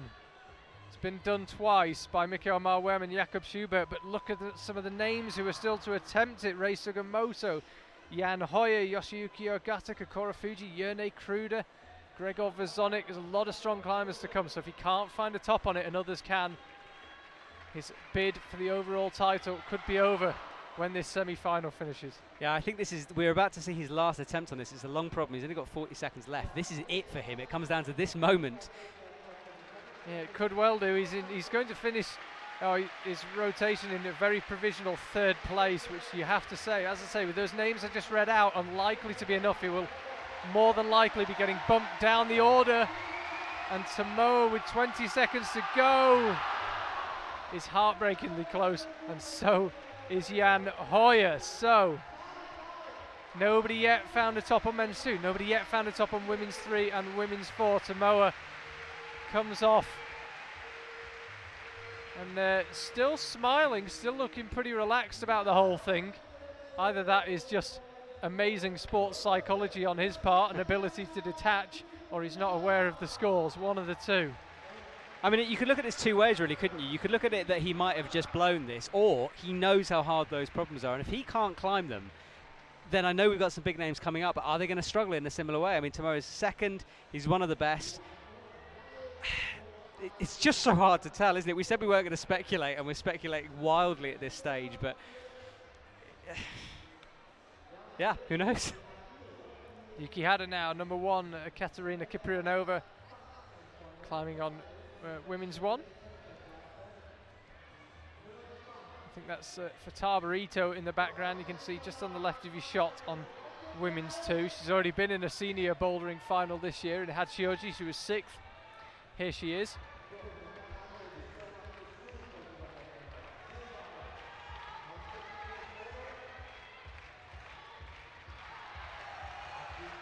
Lining up the top right hand, just needs the left hand to come across, and Futaba Ito off to a good start in this women's bouldering semi-final. 2 tops for her on the first 2 boulders in a total, I think, of 3 attempts. We'll just wait for it to come through. Katerina Kiprianova on the left, you can see there.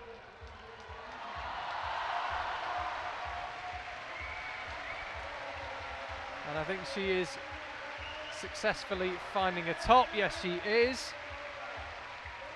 So all the women have done number 1 so far. This was a top on number 4. Rei Sugimoto did what his compatriot couldn't and walks past us. Looking pretty happy with his morning's work, and as well he should.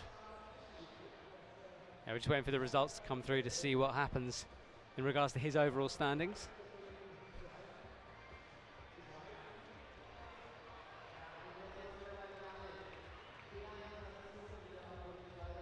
Yannick Floey, the third of 3 German climbers in a row to attempt that men's 2. It's that final move stopped several climbers. Yeah, the core strength that's going to be required to stick that move is going to be something special to see, so I'm hoping that someone can pull it off. Rei Sugimoto, that was a flash of number 4 for him.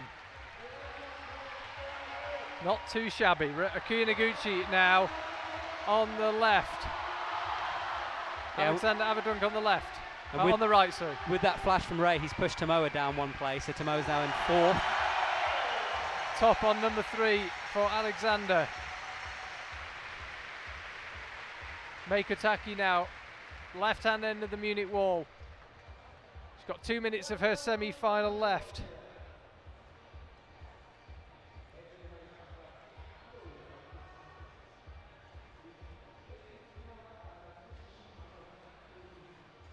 One minute and 45 now. Welcome to Munich. If you're just joining us on what is turning into a beautiful Saturday afternoon here in Bavaria, Charlie Bosco and Matt Groom both feeling very lucky to be in the Olympic Stadium watching what could well be a titanic battle for the overall title. Yone Kruder yet to emerge, Miho Nanaka yet to emerge. Still so much to be decided in this semi-final. Meiko Taki hunting down the first top on women's 4. Yeah, she made the bottom section look very easy. A lot of the athletes have been doing a number of foot movements down low. She kept it fairly simple, just a few directional changes. Sadly couldn't quite hold it together at the top. That's Akio taking a fall. As you know, Akira Noguchi in the running for the overall title this weekend.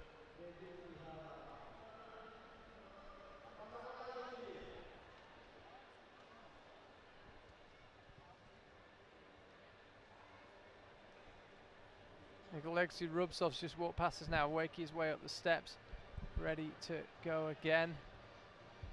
Akira Noguchi with 30 seconds to go, hunting down a top on women's 3.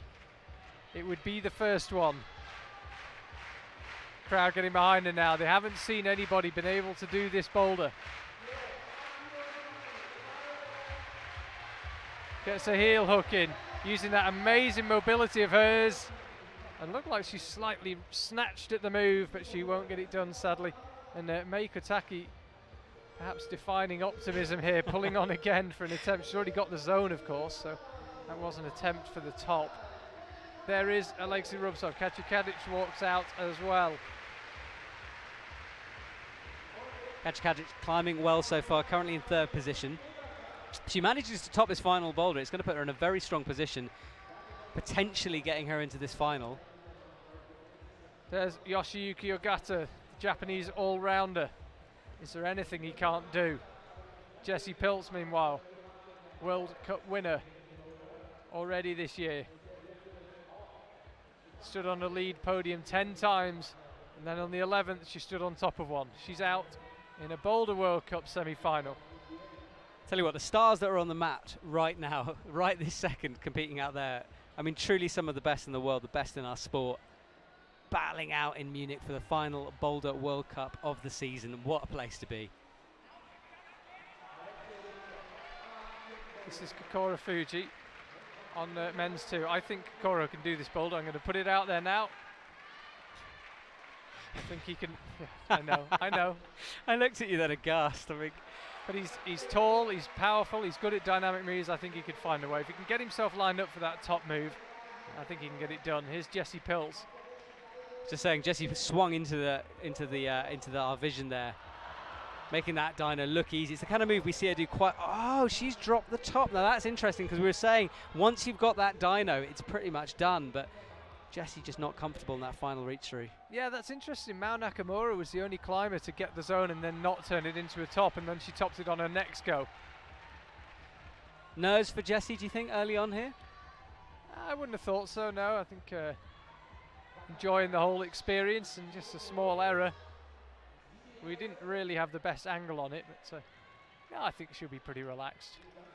Yeah, we've seen Jessie compete all season in the Lead World Cup, so coming out last in Chamonix, of course, so perhaps pressure not really her problem. Kajic, I think, just being spat off on number 4. We had to cut back to number 2 because there's a top there for Petra Kolingler.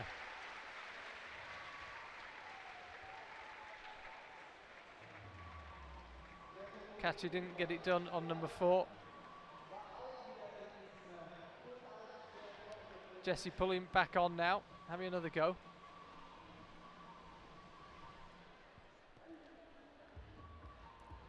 No problem with the mantle, levered herself up, and there is the top hold. Yeah, watch her right foot. I think that's what popped before. She's just not looking that comfortable on that press. It's a very shouldery move. So right hand's landed. It doesn't look especially solid. And again, yeah, she pops back. You're right, not looking especially happy. Yoshiyuki Ogata will be pretty happy with that. Top for him on number 1. It wasn't his first go, but he gets it done. Majority of climbers, it has to be said, have got that one done. This was how he did the move out to the left. Perfect timing. Jan Hoyers hunting down a top on men's 3. And Jan, he's got to keep his game face on, but there was a big roar of emotion there from Jan. It means a lot to him, this Munich World Cup. Now got to get himself back into isolation. He's got just over 6 minutes to get his head dialed back down, head screwed on, ready for number 4. Yeah, he's in a good position, Jan, at this moment. He's 2 tops, 1 zone, so he's really in a good position coming into this final boulder. As we can see, he's now up in 6th place with that, so soon we've got 2 German climbers in the top 6 at the moment. That, of course, might change. There's a lot of athletes still to come. Mao Nakamura here, number 3.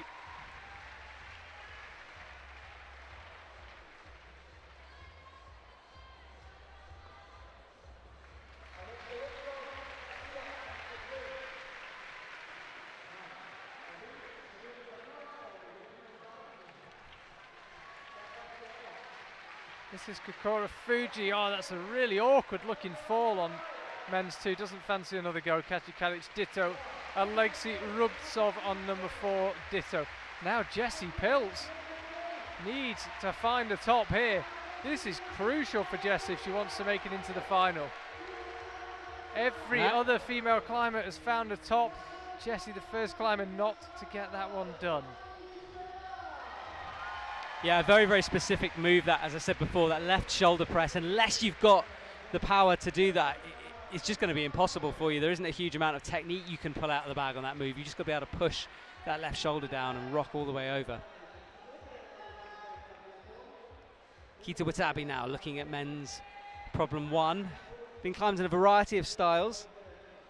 Some static, some a bit more dynamic, some with this hand bump we were talking about with the left, some with a foot bump. So that's been a cool boulder to watch. Yuki Hada is climbing on the men's 2. Katerina Kiprianova on the left. See there the 4 bits of pink tape illustrating where she has to start. 4 limbs, 4 bits of tape.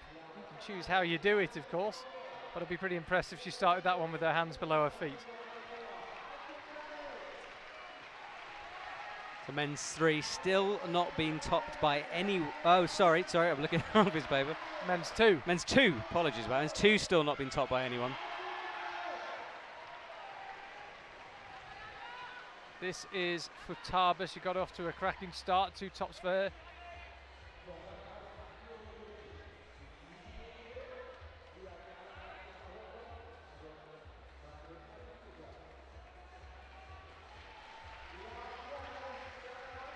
The top's coming thick and fast there. I think, no, perhaps not a top.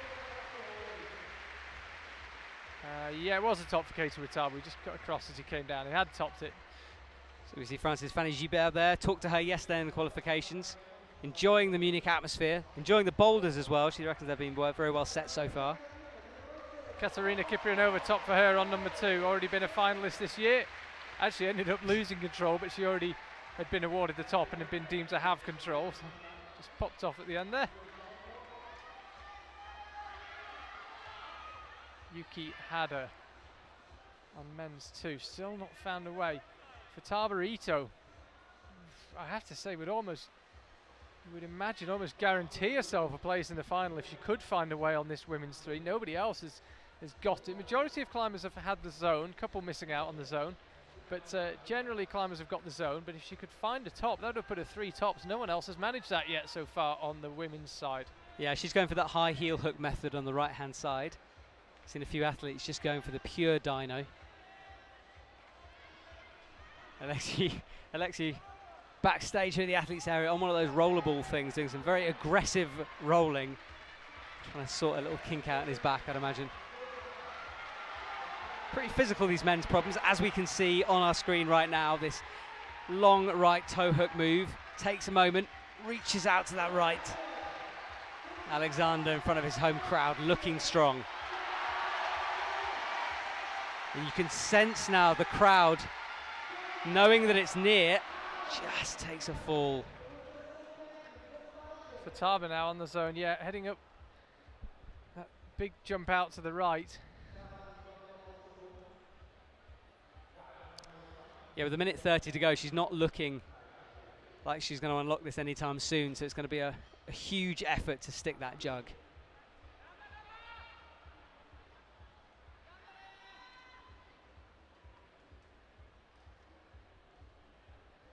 This is Akio on number 4.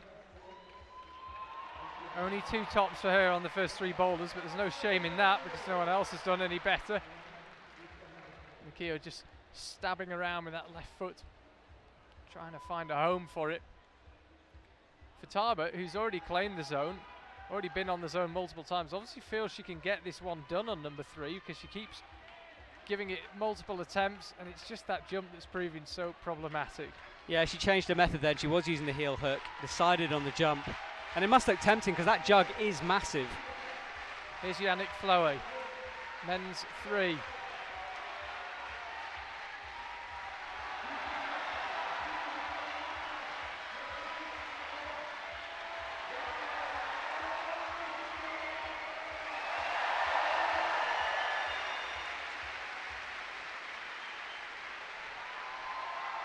So that's a top for Akira Noguchi. With seconds to spare, she finds a top. Yeah, so that puts her currently Just waiting for the scores to update before I say the wrong thing then. But okay, yeah. let's have a look. Let's just have a look at Kyo. Excuse me, 1 second. This was her going for the top. No one else has managed to do this boulder yet. And I think that was pretty touch and go. The left leg fired out and left hand began to just creep down. But she had enough. So Akira Noguchi becomes the first climber with 3 tops. There's still 8 climbers to finish. So although she's sitting in first place, still 8 climbers to finish. However, I'd be absolutely amazed if that wasn't enough for a place in the finals for Akio. Alexei Rubtsov walks past us. He doesn't look in the best of spirits, and that's because he got 1 top and 3 zones. Top there for Janja Garnbret. Said that sentence a few times. Jerne Kruder's in the foreground now. He's onto the stage here in Munich. And Janja Garnbret, not for the first time, redefining how far your shoulders can bend. Jan Hoyer out on the mat. He knows that if he can stick this problem, he's going to be in a very strong position to make it into the final. So, big moment for Jan in front of his home crowd. So we're still waiting for a top on men's 2, and we're still waiting for a top on women's 3. That's Kokoro Fuji finding a top. Cruising atop there, looks in complete control. Yoshiyuki Ogata, the latest climber to try his luck on the as yet untopped men's 2.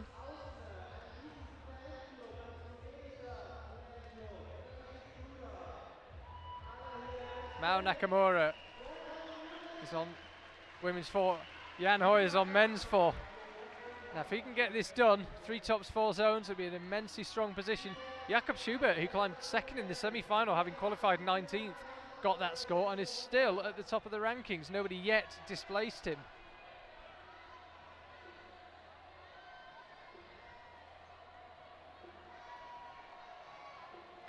So there's Jerne. As we were saying, fairly relaxed about this weekend. But we know he has to beat Samoa to walk away with the overall gold medal for this season. So if he's going to feel pressure, Charlie, this is the moment he's going to start feeling it in front of this crowd. He's got 4 boulders to make his claim for the overall title, to get into the finals tonight, to give himself a shot. Jan Hoyer swinging out right, just latching the toe hook with the left foot. Now brings the right through, trying to find a heel there.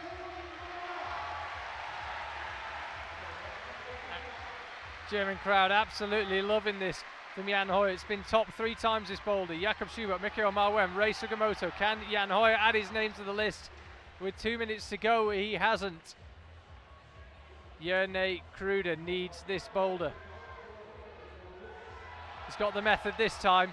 Obviously had a few goes on it, Jerne. He might be slightly frustrated that he didn't figure it out earlier. But at least he gets to the top. Now Petra Klingler, closest we've seen to the method the route setter said about facing out on women's 3. Yeah, you think this would be her style, this very burly move in the middle. Long reach to a good hold. Here she goes, she doesn't do the heel, makes the, just pops off there on that right hand. Yeah, motions for a brush because that's going to be getting greasy. And you can see she just seemed to pop off that with the right hand. Kind of painful way to fall as well, a dry fire like that when your hand comes off, you're not expecting it on a tiny little hold. Yeah, it's not pleasant, and it can, of course, these athletes got to have a half mind for their skin because they've got to climb later on today in the final. So you don't want to shred yourself early on and then make it even harder for yourself. Mao Nakamura, women's 4. It's been top now. Akira Noguchi got it done with a top, which you would imagine will be enough to send her through to the final. Miho Naka will be getting put under some real pressure. Miho Naka about to climb. She'll be the last female climber out. We had a delay earlier on with a technical incident on the men's side. There was a screw still left in men's 1. So the men's final just running 1 rotation, which is 5 minutes behind the women's. So we've got 2 more climbers to come on the men's side, Yuji Fujiwaki and Gregor Vazonik, and just Miho Nanaka to come. And the women's, are we going to see a top on men's 2 again? The right hand lands but can't be converted into a top. Jan Hoyer hasn't found a top. So where does that leave Jan? It leaves him in 6th place. I don't think he's going to have done enough to defend his title in Munich. 6th place with 8 climbers still to finish. Yeah, then we see Miho Nanaka running out, one of the contenders for the overall this season. She's got to beat Akio if she wants that dream to stay alive. Yeah, we're really getting to the business end of this semi-final now, both in terms of athletes making it through to the finals and potentially overall winners.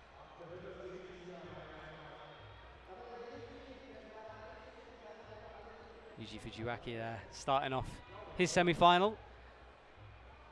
Using that left thumb, reaches out, right thumb in, but just, yeah, we've seen a lot of other athletes going a little bit slower through that section, matching thumbs on that hold. And the route setters did say to us, you need to climb that section slowly. And I think that was an example of perhaps a little bit too quickly. Fanny Gibert on your left-hand side of the screen there. And here's Miho starting off her campaign with a big swing and a stick. And if other athletes are anything to go by, we expect her to top this from this position. Big left press now, reaching up into that pinch hold. Still not done though. Right foot hooking around that green volume. She's looking a bit off balance and she goes down as well.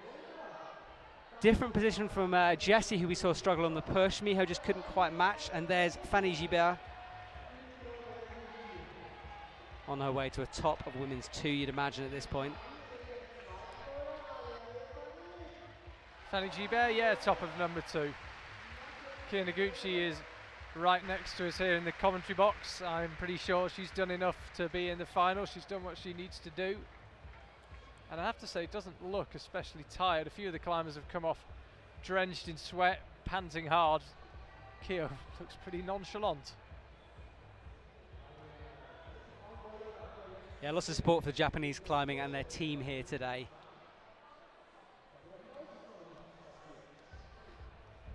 Yuji Fujiwaki, penultimate climber out on the men's side.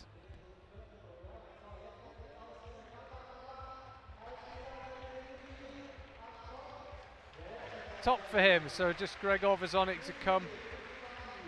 Miho Nanaka, we just caught a glimpse of it with 2.5 minutes left to find a top. It would be a big shock if she couldn't find a top on that women's one.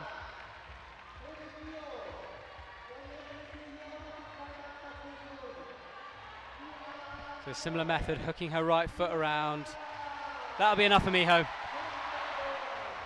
Perhaps a few nerves coming in there, perhaps just misreading that final move a little bit, but she's got it done, she's got the job done. As we breathe a sigh of relief in the commentary box, it would be good to see both Akio and Miho into the finals in a straight shootout. Yeah, we want the final to feature on the men's side, Yawn and Samoa, and we want the women's to feature Akio and Miho. We want the big shootout in front of the packed Olympic Stadium crowd. We want the finale. We've got to earn it though. Miho Nanaka will have been giving her supporters a few nervous moments there when she struggled with that move. Let's have a look where we're up to in terms of scores on the men's side. So Tomoe Narasaki is currently in 4th place. Again, a man with a bit of an anxious wait. In pretty much every situation, if Yawn finishes this competition ahead of Tomoe, he takes the overall title. So Tomoe needs to make it through to the final so that they can have a shootout.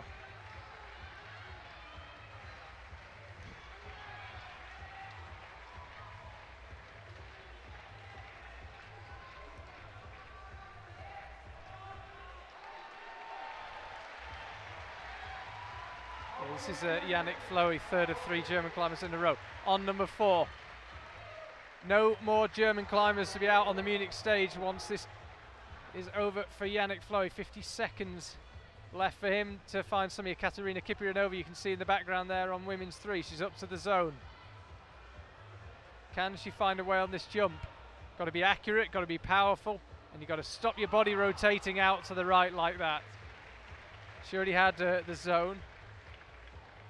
So she's not going to find a top on there, I don't think. Keita Watabe, 4th to last man to try his luck on men's 2.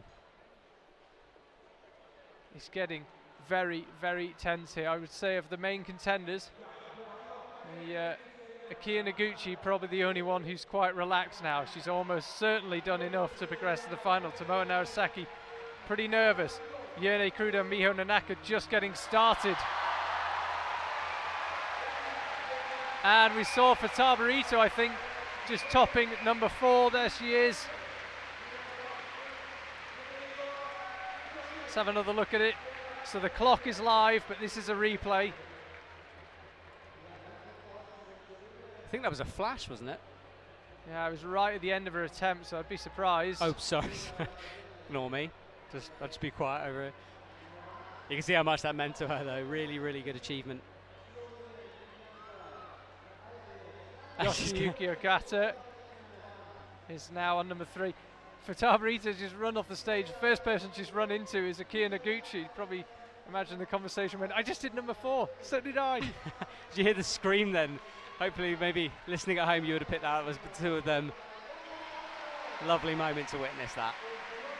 Here's Yoshiyuki topping number 3.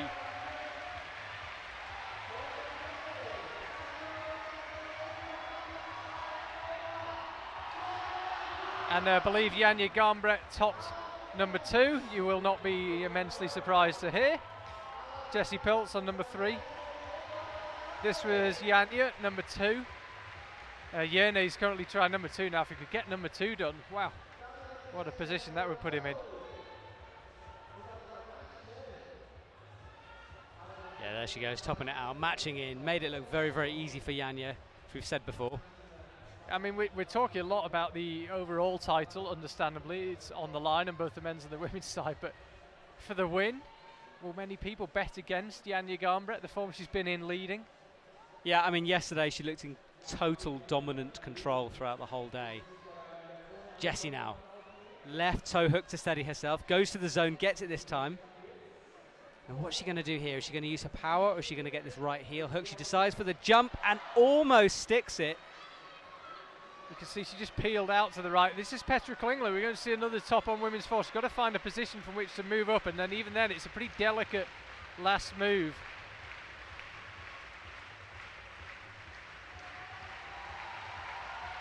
Petra, crowd enjoying this. Getting behind her. She's got 2.5 minutes, so she'll have time for another attempt, but this is tiring. She'll want to get it done this go. Thinks about going back to that right volume, and she just couldn't find a position with which she was happy.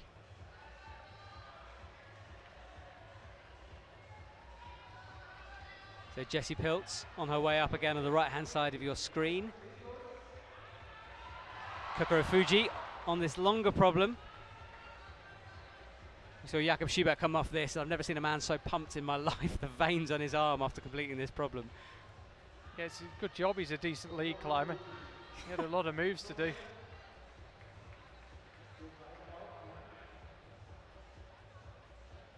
So Tamura Narasaki has currently been pushed down to 5th place, so he's right on the cusp here.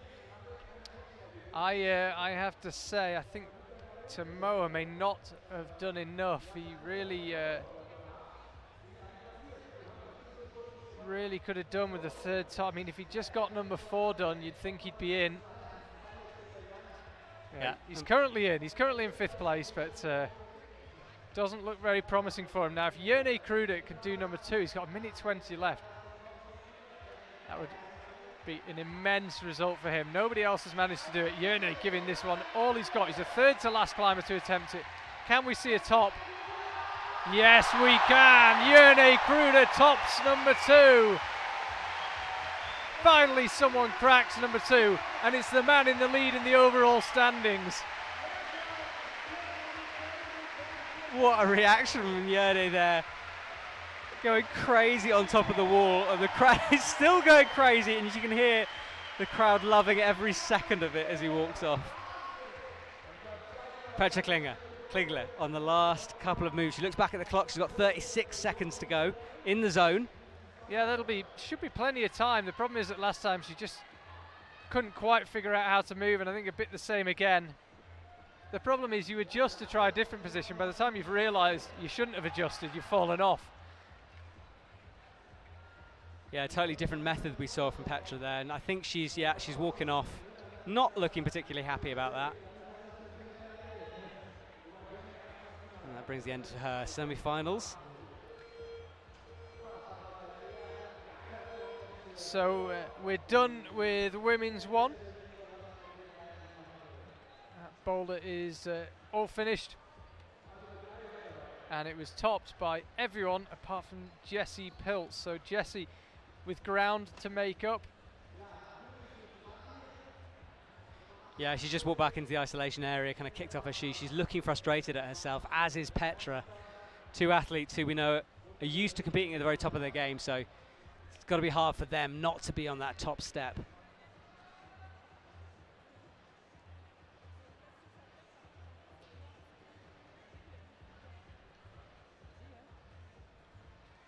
Yuji Fujiwaki and Miho Nanaka. Apologies, Matt. On the boulder 2, Miho Nanaka didn't cruise boulder 1, perhaps a bit of nerves, I don't know, just didn't get on with the boulder, but she got it second go, and she can get a semi-final. Really started with a top here on number 2. Should add, by the way, that she doesn't get number 2 done. Oh, she does. She would have left herself in real trouble. As it is, 2 boulders, 2 tops. If she can find one more top on the remaining boulders, I'm pretty sure that'll be enough for a place in the final. One more top and both zones should be enough. Yeah, Yuki Hara there, we just saw taking a fall. He was sort of not quite using the right method there, trying to go left body position. He needs to swing his feet out to the right, get the toe hook, possibly the heel hook. So a little bit of a reassess needed from him. Is reassess a word? It is a word, isn't it? I've been talking for too long. I don't know what words are anymore. Fanny Gibert, moving on.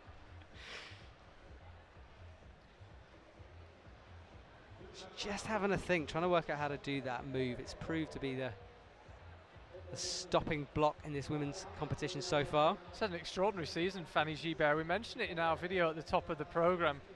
Finished between 3rd and 8th in every World Cup this year. She's 3rd overall. Still waiting for that World Cup win, Fanny Gibert. When you're talking about best climbers currently on the circuit who haven't won a World Cup, she'd absolutely be in that conversation. But she's been extraordinarily consistent, and the key now is just to turn it into that one big result. No reason she can't do it here in Munich. She secured 3rd place in the overall when Stasha Geo failed to make it into the semi-finals. Yeah, Fanny, another one of those athletes combining sort of studying and competing. So it's always interesting to see when they stop studying how much their level of climbing goes up, just because they can dedicate a little bit more time to it. And I think she's nearing that point. So next season could be one to watch for her. Yeah, she's studying engineering, if memory serves me right. She'd be hard pushed to design something more spectacular than this Munich Olympic Stadium, as apparently some people don't like it. I think it's amazing. Let's have a look at it. And, so she's been up to the zone before.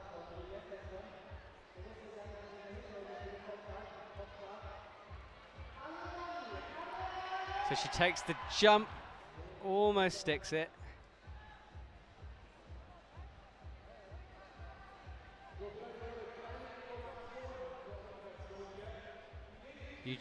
Fujiaki into the zone, into the left hand, sets himself up with that cut loose, pulls his left leg, tries a heel hook, that might work. First top of men, second top of men's problem 2. It's like the London Busters have come along at once. Yone Kruder got it done when it had looked impossible. And Yuji Fujiwaki joins him. So that boulder now seen 2 tops. Nothing yet, still on women's 3. Trying to work out how he got his heel that high on that move. Outrageous bit of flexibility.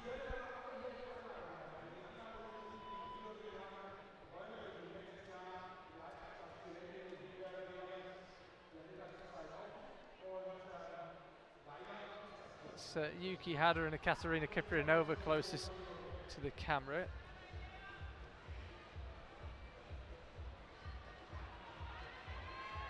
Fanny now trying again on women's 3. Keita Watabe finding a top on men's 3.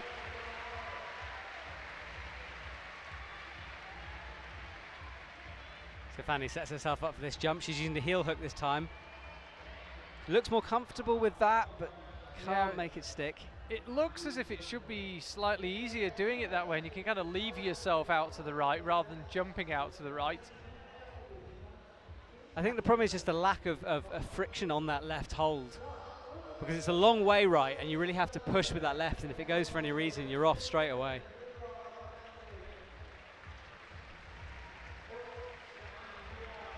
Jessie Piltz on her final boulder of the semi-finals. Yeah, she's climbing alongside Yoshiyuki Ogata. Here is Gregor Vzonik. A bit like his compatriot Yawn, having an incredible season. 2 podiums already, and then top in the Munich qualifying round, Gregor. And Yanya Gambra, who else? Seems to be the first climber who's thought of that facing out method. She chooses not to use it, but you can see she was definitely thinking about it. Just has to dab with her left foot to make sure that she's made a legal start to the boulder.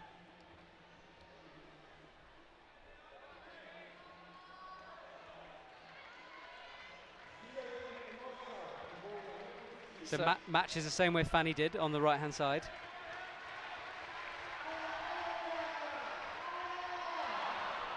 Yawn Kruder's on men's 3. Because he got number 2 done, he can not quite guarantee himself a place in the final with the top, but not far off. That was Gregor on number 2, able to touch the top but not quite stay there.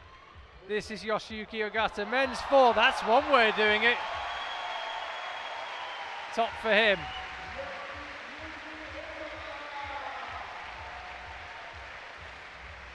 Again, I'm left absolutely speechless by that move. I was not expecting that, a sort of two-handed pop-up for that final hold. What a move. Gets a fist bump backstage here for that, and he deserves it. Yanya, attempt 2. Up into that undercling, looking to come into the zone area with that left hand in a second. There she is, so she sets herself up. Cuts loose a little bit, looking for the pop. Full commitment from Yanya, really awkward looking fall. It seems to be one of the kind of moves we see Yanya doing so often, moving out, whole body peeling off, almost like opening a can, and then it's slamming shut again, and she somehow stays on the wall. Here is Jessie Piltz. Yeah, Jessie currently down in 18th position, so not ideal for her. Yeah, really ruining missing out on number 1. She was the only climber not to do that one.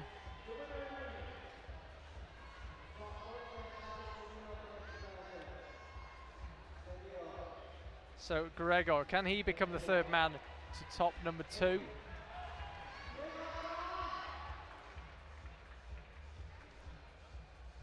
Yanya trying it on number 3. I think she came the closest of anyone to getting that move out to the right done. We haven't even seen the last move or 2.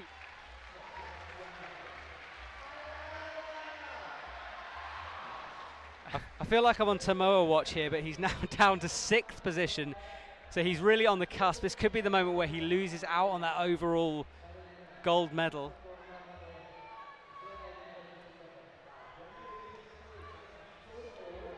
Yoshiyuki Ogata's just next to our commentary position and looks reasonably happy with his day's work. Here's Yawn, topping men's 3.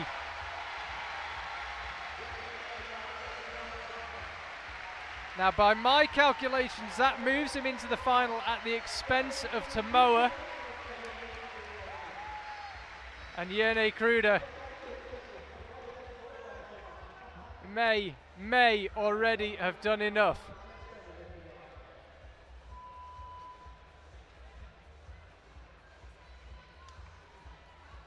So Yanya into the zone.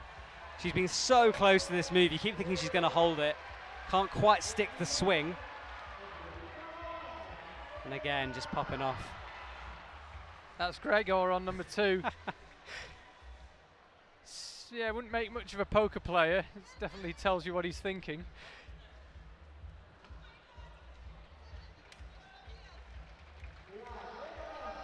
There's a crazy Kruder fan base next to our commentary box. 2 ladies in bright pink t-shirts who have just gone absolutely nuts. I think they've figured out that Yawn might have the overall win here. Yeah, Yawn does have the overall win. He's moved up into 4th place. Tomoe Narasaki's not going to make it into the final. Yawn Kruder, does he realise what he's done?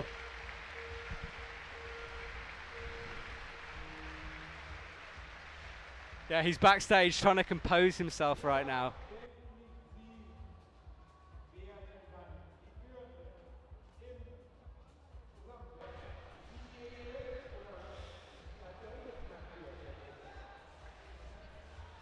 Yawn Kruder, he's only gone and won it. 3 tops so far. He's managed to find a top. He was the first climber to get number 2 done. He's already got 3 tops. He's pushed Tomoa Narasaki out of the final places. Tomoa down in 7th. He could yet move further down the order.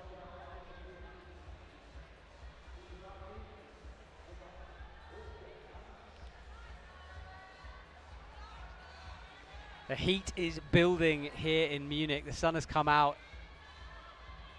through this incredible stadium, pounding down on the crowd. Fanny Gibert is on her 4th boulder.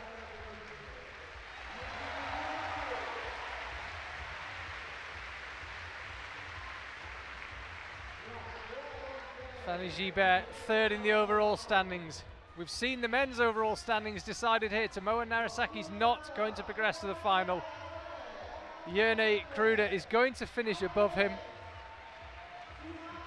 We'll confirm exactly whether Yawn has made it through to the final, but either way he's going to finish at least 3 places ahead of Tomoa. Over on the women's side, Miho Nanaka is a couple of climbers away. Miho must be on number 3 right now. We're trying to look at 8 climbers and do the maths all at the same time. Let's just focus on one thing, and that's Fanny Gibert with just over 3 minutes to go on at number 4. Yeah, gave it everything there, just peeling off that top hold. Looks a little confused actually coming off that. I think she felt like she had it, and you can see she was very, very close. Can she find another foot movement? And can Miho top this problem? I want to see somebody top this. Right hand.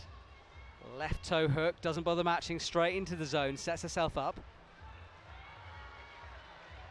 Big pop out, and really only just got her fingertips into that jug.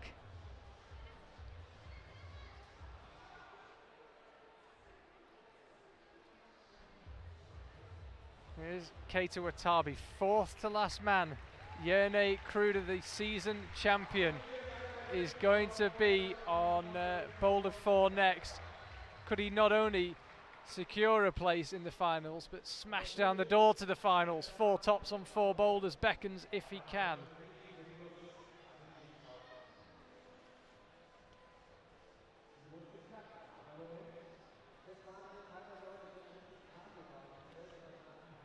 This is Miho on number 3. She's got the first 2 done.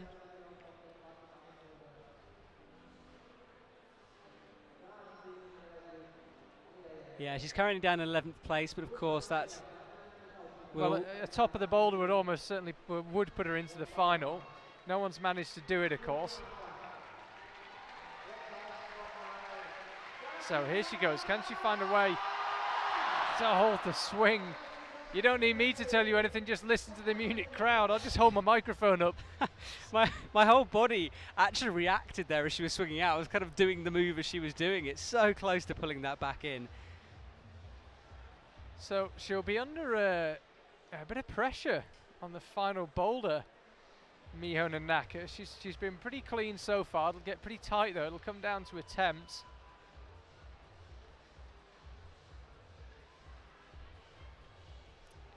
Yeah, she's going to have to get into that zone quickly on that final boulder. I mean, she's still got 51 seconds. That's the time enough for one more attempt for Miho.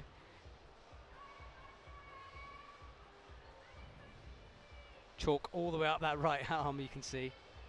From that move, probably, as she comes through.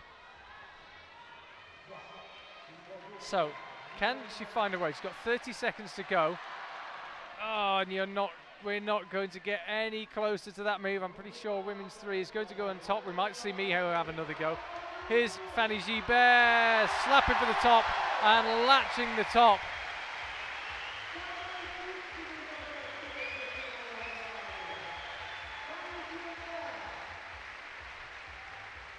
Yeah, you get the feeling that was just a matter of time for Fanny there. She looked pretty well set up for that final move and just lost it on the attempt before, so great effort from her, showing her experience. And Yanya comes out to a cheer from the crowd.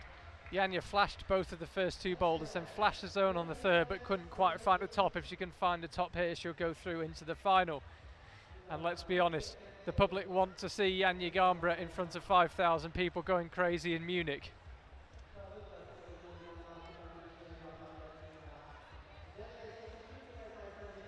Gianni just taking his time before getting started, make sure all the holds are cleaned, ready for his first attempt at it. Yanya, nice little foot movement there, swapping feet. No rush on this first section. In fact, you have to climb it slowly, and we can see her really taking her time into the zone nice and cleanly. So Akira Noguchi is going to be in the final. So is Futaba Ito. We could be about to see a top here from Gregor on number 3. We are. Oh, Yanya. Won't get much closer than that. Yeah, similar fall we saw from Fanny as well. It's when you think you're into that last hole, it's just got a bit of a sting in the tail, it kicks you off, followed by a pretty spectacular fall. Journey drops off on the right there, on that long boulder problem.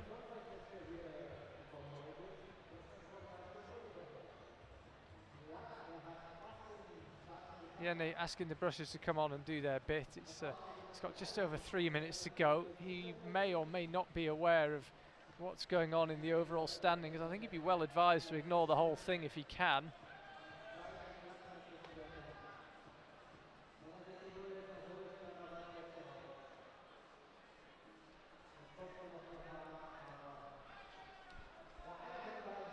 Mikhail Mao just came and stood next to us. Good job from him today. Yeah, currently sitting in 4th position.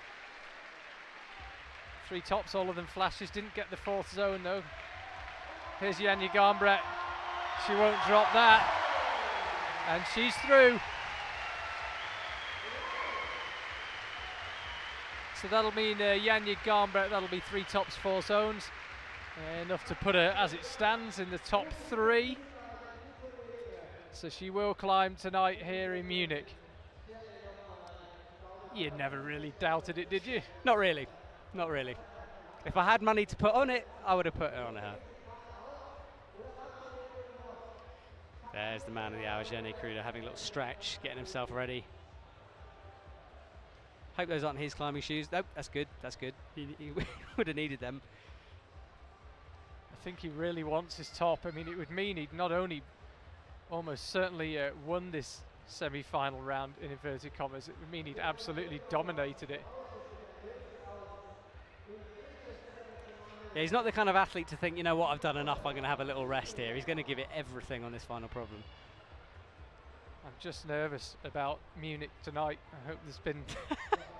So I mean, I'll put a warning out, it's fine. I've raised a flag, people know. They don't generally run out of beer in Munich, but if they're ever going to, it could well be tonight.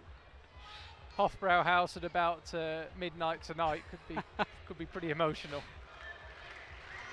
Yeah, no, look at this. He's enjoying this now. He's got a minute to go to try and find the top here.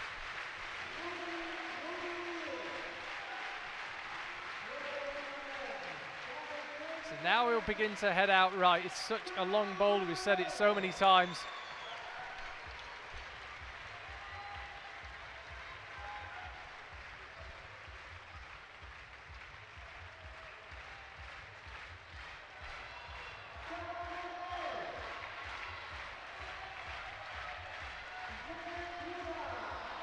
And he was just trying to match the zone and slips off, and I think we'll call that a day.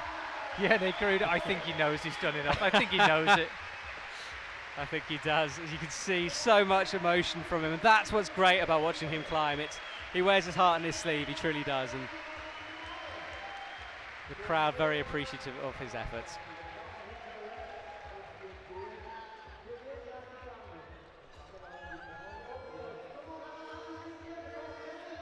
So Miho Nanaka about to come out. I said earlier it was chalk on her arm, it's actually tape, it just looks like chalk on the screen. So probably just an injury prevention taping there. Jene almost in tears back here. getting a hug from his teammates and from Jan Hoyer. So Miho Nanaka still with work to do.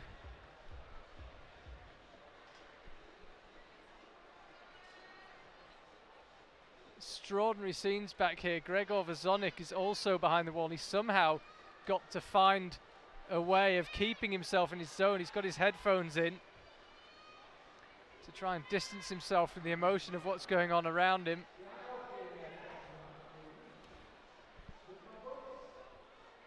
Let's have a look where we're at on the women's thing. So Akira Noguchi is still out on her own. Miho Nanaka needs a top here.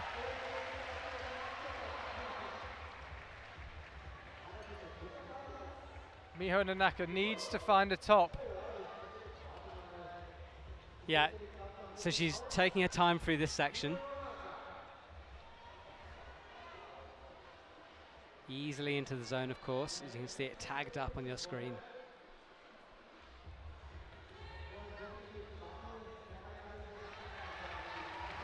High left foot, but can't make it stick. It's going to be very tight on this women's side of things. Miho Nanaka's currently got 2 tops, 3 zones, so 2 tops, 4 zones. It would then come down to attempts. It could be so tight. Fanny Gibert and Janja Garnbret now comparing notes.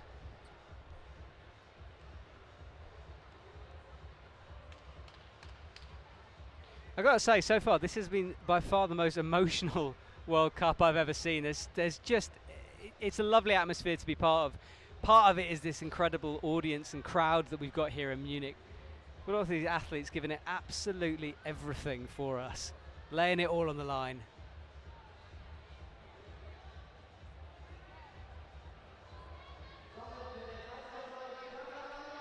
So here goes Miho, women's 4.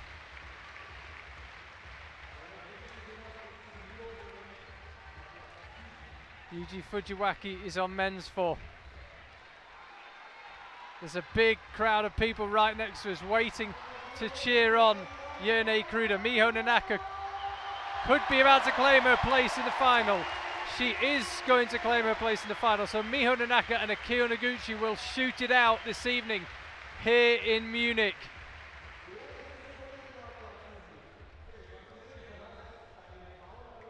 So we've got the Hollywood blockbuster ending on the women's side. On the men's, it's already been decided. It's going to be Yerne Kruder in the overall.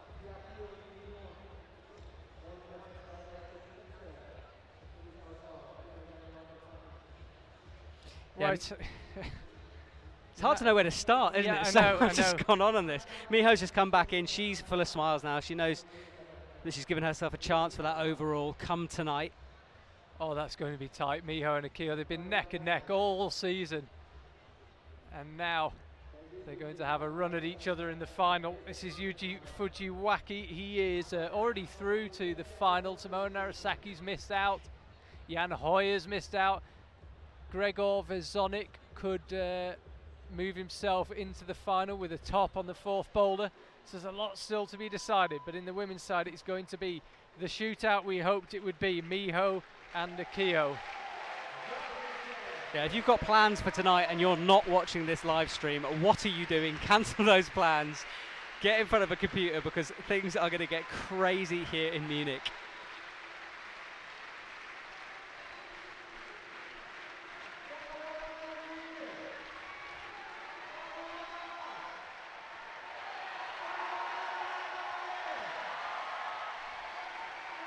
There is a crowd of photographers waiting to grab Yerne as he walks off, but we're going to attempt to get him on the live stream if we can. Yuji Fujiwaki tops, he's through to the final. Gregor Vazonik now will be the last climber out.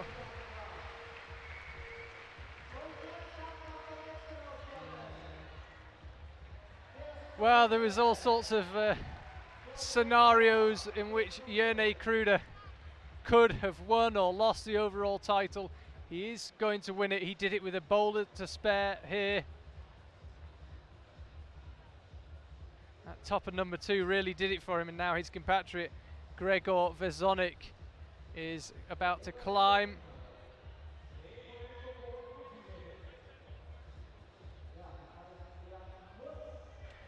And Matt, you just grabbed a word with Yawn.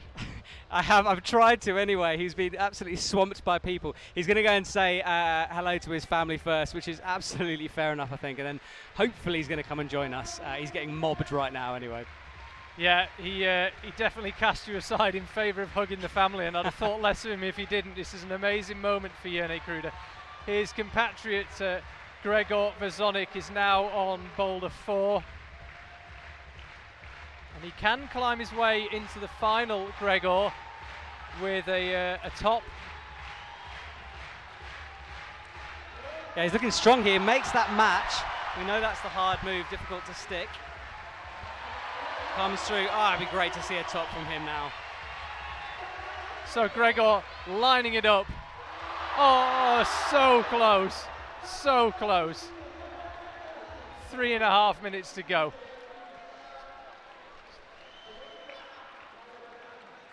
He tried the method where you slap in with both hands at the same time.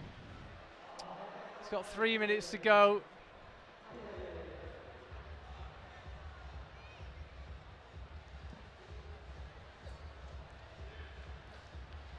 Yeah, Gregor all alone out there now. So we'll bring you our confirmed results at the end. Miho and Akira are going to battle it out in the final. Yawn Kruder's already done what he needs to do. He is the overall champion for 2018. Tomoa Narasaki, remember, still could have repeated his double of 2016. We've got the World Championships looming, but he's not going to do the first bit of it because Yawn Kruder is the champion for the season. Still got a pretty exciting looking men's final coming up though. And we can have a word with Yawn in just a second. Matt, we will see you tonight. Thank you very much for your time. See you later, Charlie. Here's Yawn for you.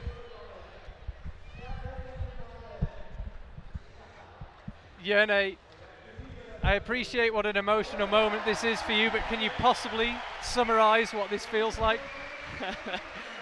Too much emotions at the moment. It's hard to explain. Like, it was even hard to hide them on the stage. So just unbelievable. And did you realise when you got maybe the second and then the third boulder done that you'd probably done enough? Did you know where Tomoa was? Well, I kind of knew it from the crowd. Somehow on the last problem, on the last try, I saw the board, and I saw that it's already enough, not even just for the final, but also for the overall win. So it was really hard to hide the emotions on the stage. And we're just watching Gregor. He's still got 1.5 minutes left. If he tops the boulder, he'll be in the final with you. But coming into this season, did you have any idea that this could be the year? No, no. And what's been the difference? It seems like something's really changed this year. Nah, maybe somebody up there helped me this year. I don't know. Like, it's really hard to explain because I really didn't focus on physical training, just on climbing a lot and enjoy climbing in every style, and luckily it paid off.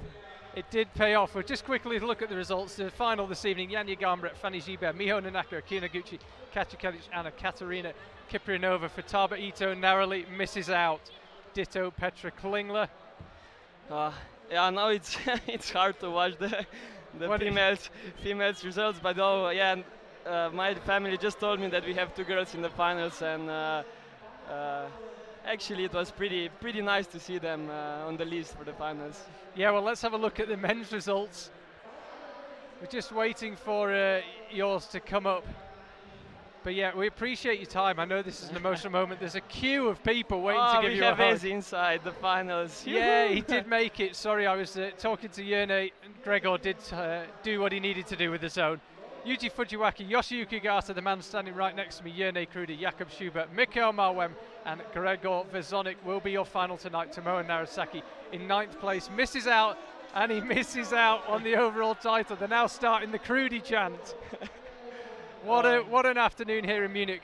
As for the final tonight, What's the plan? Just enjoy it? Do you think you'll be able to concentrate? Yeah, I'll just enjoy it like every time, like every round. And as I said for many times before, that I'm happy for every round I get through, and especially now because it's the last competition and very important one. It means even more to me, and yes, just enjoy finals as much as I can. Do you normally climb at your best when you're happy and there's no pressure? Yes. All right, well, when you're watching at home, expect fireworks. We've just heard from the man himself. He climbs at his best when there's no pressure and when he's happy, and he's certainly happy right now. We'll see you at 6 p.m. for the finals, and congratulations to this man. Thank you.